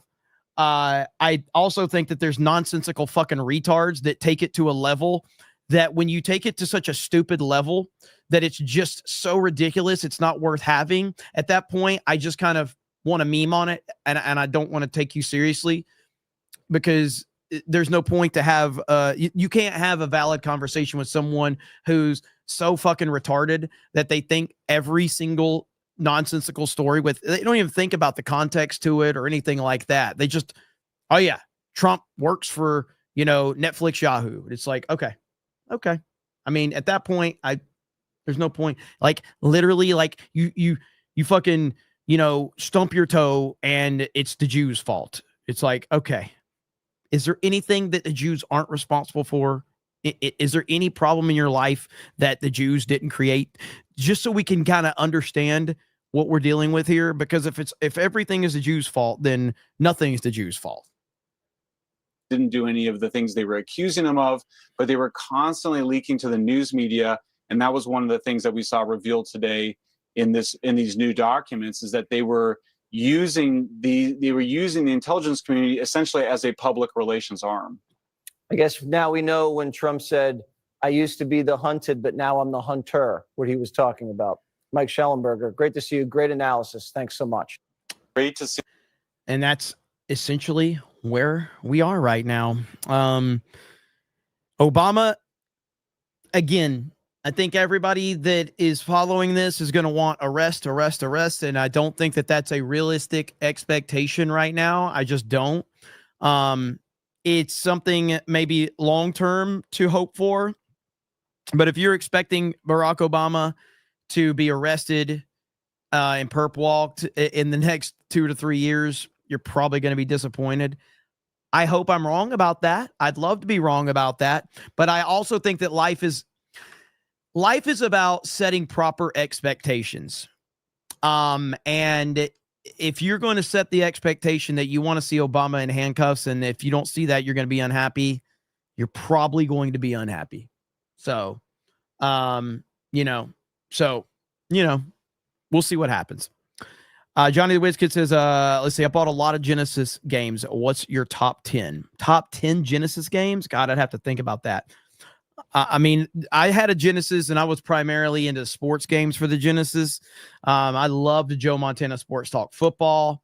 That's the 92 and the 94 editions. Because they had a lot of good sports games on the Genesis. Also had Pit Fighter. Pit Fighter on the Genesis was a fantastic game, a fantastic fighting game. Obviously, the Sonic games are going to be up there. Shinobi. I'd have to think about it, though. I like the sports games on Genesis. Ministry of Wrong thinks it's easy. Let's see. If it's easy, why is Beardo still here? Just kidding. Jupiter Knight says, SimCity, Star Fox, Super Mario World, Zelda, Metroid, my top 5. Hell yeah. Let's see. Is it Carho says, if these traitors are not held accountable, we are done as a country. The deep state's greatest asset is time. They can just wait out true and go back to the status quo. Yeah, I mean, I don't disagree, but I also think that the deep state's greatest asset is that they can literally weaponize their followers to burn cities to the ground over a fucking drug addict, criminal, amateur porn star. And they know that. The Democrats, the left, and all of that, they pander to very, very retarded and weak-minded and stupid fucking people that can be controlled. They controlled people to celebrate a fucking drug addict, criminal, amateur porn star as a fucking hero. Yet Donald Trump gets arrested and nobody burned any cities to the ground. Nobody created crimes. I mean, trust me. For a moment there, I looked at it, okay? And I said to myself, when Donald Trump got arrested for the first time, I was like, we'll let it play out. The second time he got arrested, I got really mad. The third time, I got really pissed. But the fourth time he got arrested, I finally understood. Because I was walking through a strip mall, and I saw a pair of Jordans. And I looked and I said, if I go steal those Jordans, I think I can free President Trump. And I thought about it for a minute, and I'm like, I might steal some Jordans to help free President Trump. I was just going on the logic of the left, okay? If you steal Jordans, you can help free your political prisoners, okay? That's what I didn't do it, but I thought about it.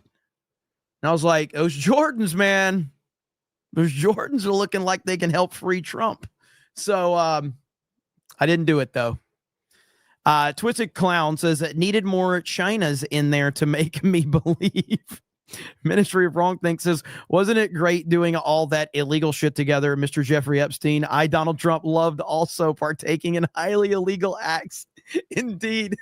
Honestly, if they would have wrote that in his letter, it would have been more believable than the letter that they actually produced. Wasn't it great doing all that illegal stuff together, Mr. Jeffrey Epstein? Donald Trump, loved it. Loved also partaking in highly illegal acts. Indeed, that would have been more believable. Mr. E says, enigmas, please. I had to say that very slowly. Okay. Let's see. Caro says, I meant Trump, not true. Stupid smartphone. It's all good, brother. I appreciate it. Flag Ninja says, it's obvious Laura Loomer doesn't give anyone any lip. Hydro Coptic Mike says, Trump should arrest him and then send out checks to the people for the $40 million in taxpayer money Obama wasted. That might help the public reaction. Chad Lade says, full contact. Let's see. N64 Mario Party. Hell yeah. Let's go. Michael Taylor for a $9.99. Thank you. Netflix Yahoo says, why did you say that name? Monica Sherman says, D-Day Cobra, my trusted news source. God, every time you say it, part of me wants to sit there and think and be like, man, this is amazing. And then I realize we are screwed. But, oh well. Thank you so much. Robot Boop says, shout out to the 199. And yes, Jeremy works for massage. Yeah, that's weird, man, because when I Googled what is massage, all of these like hot Asian chicks pulled up in the Google search. And I'm like, everybody says I work for massage. And I'm like, how much to work for massage? And a bunch of hot Asian chicks showed up and they were all in my area and they all wanted to show me a good time. And I was like, fuck, let's go. So I was like, maybe I should work for massage. I mean, damn, you know? Michael Taylor says, hey, Jeremy, I want to show you my Trump painting. Where do I send the images? You can send it to me directly on Twitter if you want, or you can email jeremy@geeksandgamers.com. Jeremy@geeksandgamers.com. Thank you, man. Your Barmy for 2 says Jeremy Jordan's. Bird Up says Sega Genesis is the greatest console of all time. My top games are Streets of Rage 1 and 2. Great games. RoboCop versus Terminator. Let's see. Sonic 1 and 2. Let's see. What is Alicia Dragoon? Dragoon? Like Panzer Dragoon? I don't know what Alicia Dragoon is. Tommy Lasorda baseball. Castle of Illusion and Zero Tolerance. Yeah, what is it? Am I saying that right? Alicia Dragoon? I don't know what that is. I remember Panzer Dragoon, but that wasn't on Genesis. That was the first time I played a Panzer Dragoon game was was it the Saturn or the Dreamcast? So, but I don't know that one. I think Saturn is the first one. So, but I know Bird Up. I know you're a huge fan of. I know you're a huge fan of the Genesis. I know that for sure. What's up, Love Dogs in the house? Good to see you back. It's been a while since we saw you, so good to see you here back on CobraCast. Let's see here. Oh my God. Like you guys, this just shows up in my feed. So at the beginning of the show, I told you that there was this guy apparently that doesn't like me. And so I responded to him because he said, he tagged me, says, I'm a clown. Okay. That was his insult. I don't know who this guy is. So I responded, I says, my chat says worse about me. This is essentially a compliment by comparison. So thanks. And then this guy puts this, Fry Piper, Jeremy is gay, IDOT, Mario Kart supremacist, making the mainstream media look like retards, like common sense has been deleted from society. Holy shit. What? Oh no. Isaac says, does this guy know how abusive we are to you in the chat? I don't think so. Because again, I don't know. I don't know who the guy is. He doesn't follow me. So that's why I assumed he doesn't like me, because I don't know why you would tag me if you don't follow me, other than the fact that you probably don't like me. So that's how I came to that conclusion, but maybe I'm wrong. I don't know. If he actually does like me and he is part of the snake pit, he'll love the memes. If he doesn't, then he'll probably try to like spin it as like, haha, you're all triggered or some shit like that. I lose versus Prime works for massage. Happy endings department. Yeah, that all those Asian chicks kept promising happy endings too. I don't know, man. Maybe this massage thing is pretty cool. I don't know. Let's see here. I got that one. All right. I think we are. Oh, you guys wanted Tree Bear apparently had. That's why I was looking on my feed. You guys says Tree Bear had another one for me. Let me see. No, I got this. So this is the one. We already saw that one. So that one right there. That's the latest one from Tree Bear. So, let's see.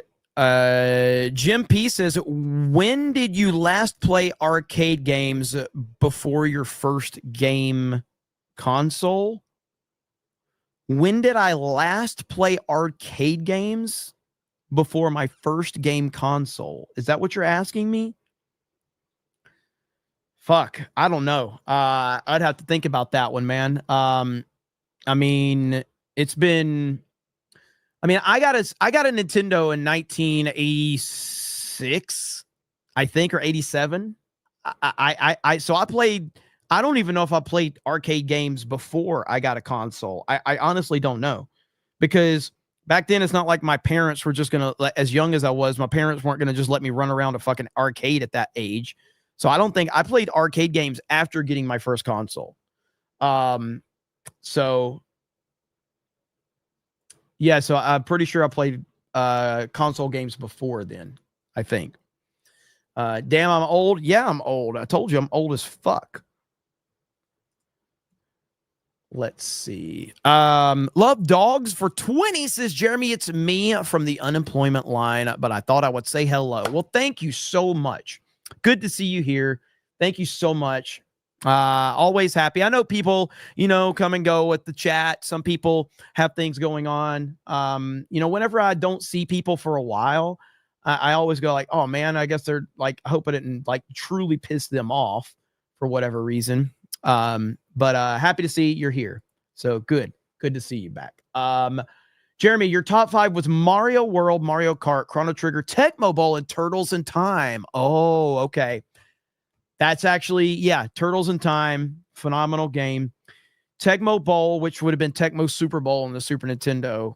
I put more hours into Tecmo Super Bowl than probably any game on the SNES outside of Mario Kart, so that makes sense. So yeah, I get it. Okay, let's see here. Oh, by the way, so tomorrow I will be live here. So if you've not subscribed to this channel, if you want to hang out with us, we're going to be playing video games tomorrow night. So make sure you are subscribed over there if you want to hang out, play. Now, I could go live for a brief CobraCast tomorrow, depending on the news cycle.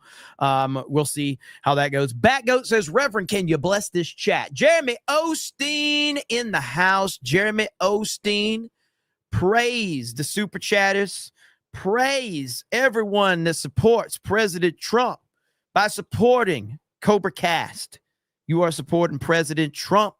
Jeremy Osteen appreciates it. Blessing be upon all of you that have sent super chats.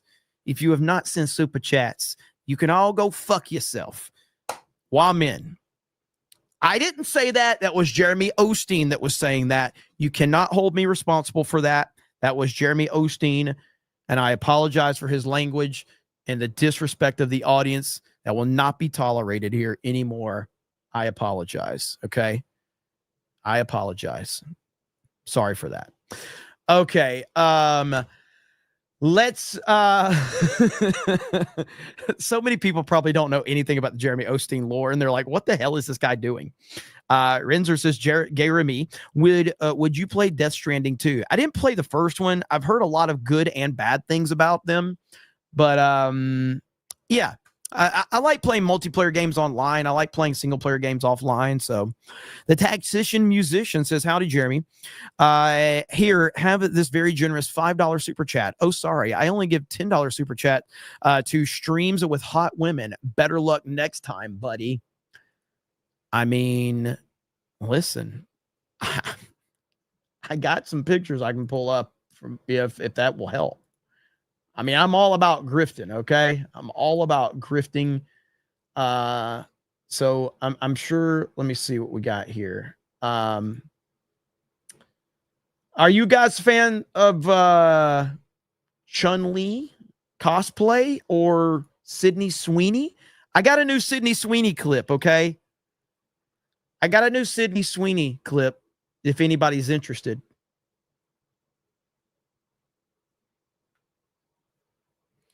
You know what? I'll show both. I'm going to just assume we will get super chats. I'll do them for free. And if the super chats don't get here, at least we're going to enjoy the eye candy. Now, I personally think this is very good cosplay of Chun-Li. You guys let me know what you think, okay? I think this is really good cosplay, okay? I think this is a great job. I think that she worked very hard, and I think that she did great. So I respect what she did there. I think she did a really good job. So somebody in the chat said pass. Whoever said that in the chat, whoever said pass. I am not gay. I have relationships with women, sex with men. And I got news for you. That means you're gay.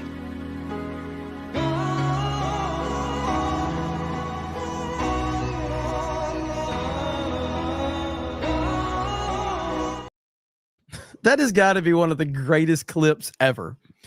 And I mean, the video had millions and millions of views before, but like the first person I saw play that was Yellow Flash. So Flash Cash, Yellow Flash.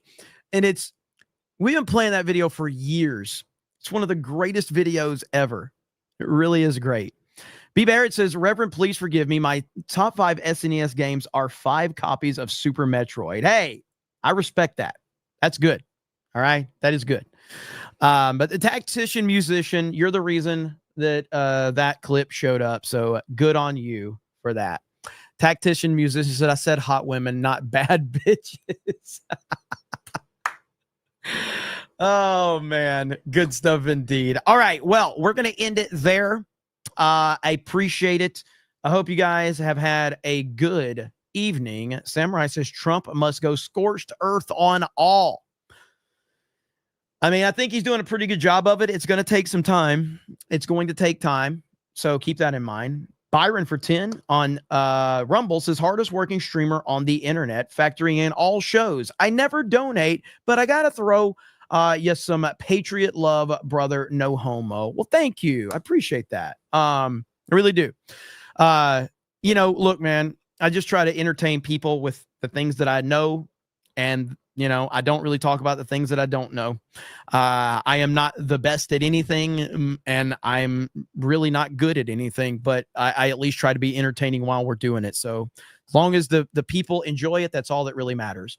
So again, I probably will go live tomorrow, but on here maybe, but I will certainly be live on this channel, this D-Day Cobra Gaming channel tomorrow.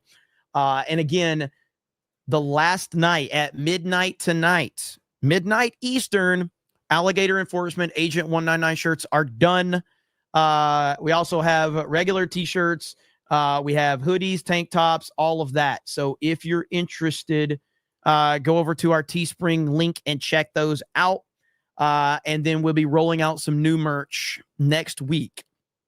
So I appreciate all of you. Thank you so much for all of the love. And it's been awesome. And I'll see you all tomorrow. I'm sure there's going to be news dropping tomorrow. So, you know, we'll definitely Elite Super Grunt says, I bought a shirt tonight. Thank you. Appreciate that, man. Thank you. But we will end with some Sabaton, and we'll see what happens. Samurai says, arrest 1/3 of Congress, Dems, GOP take Blue City governors. We'll see. We'll see. But I'll see you guys tomorrow. Thank you. Have a good evening. Talk to all of you later. Bye, everyone.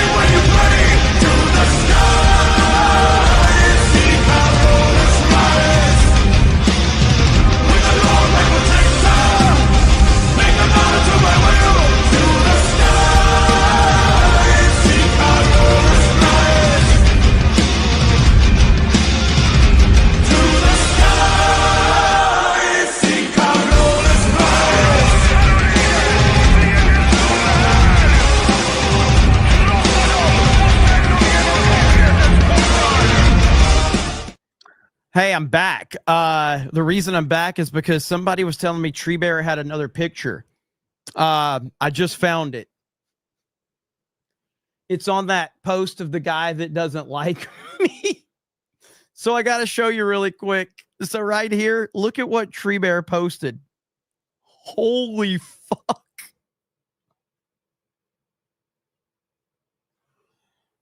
Oh no.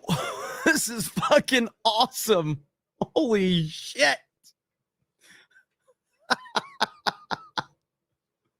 So that's how we will end the night right there. Tree Bear confirming my chat says worse than that. So there you go. We'll leave you with this image. You guys have a good night. We'll talk to all of you later. Bye, everyone.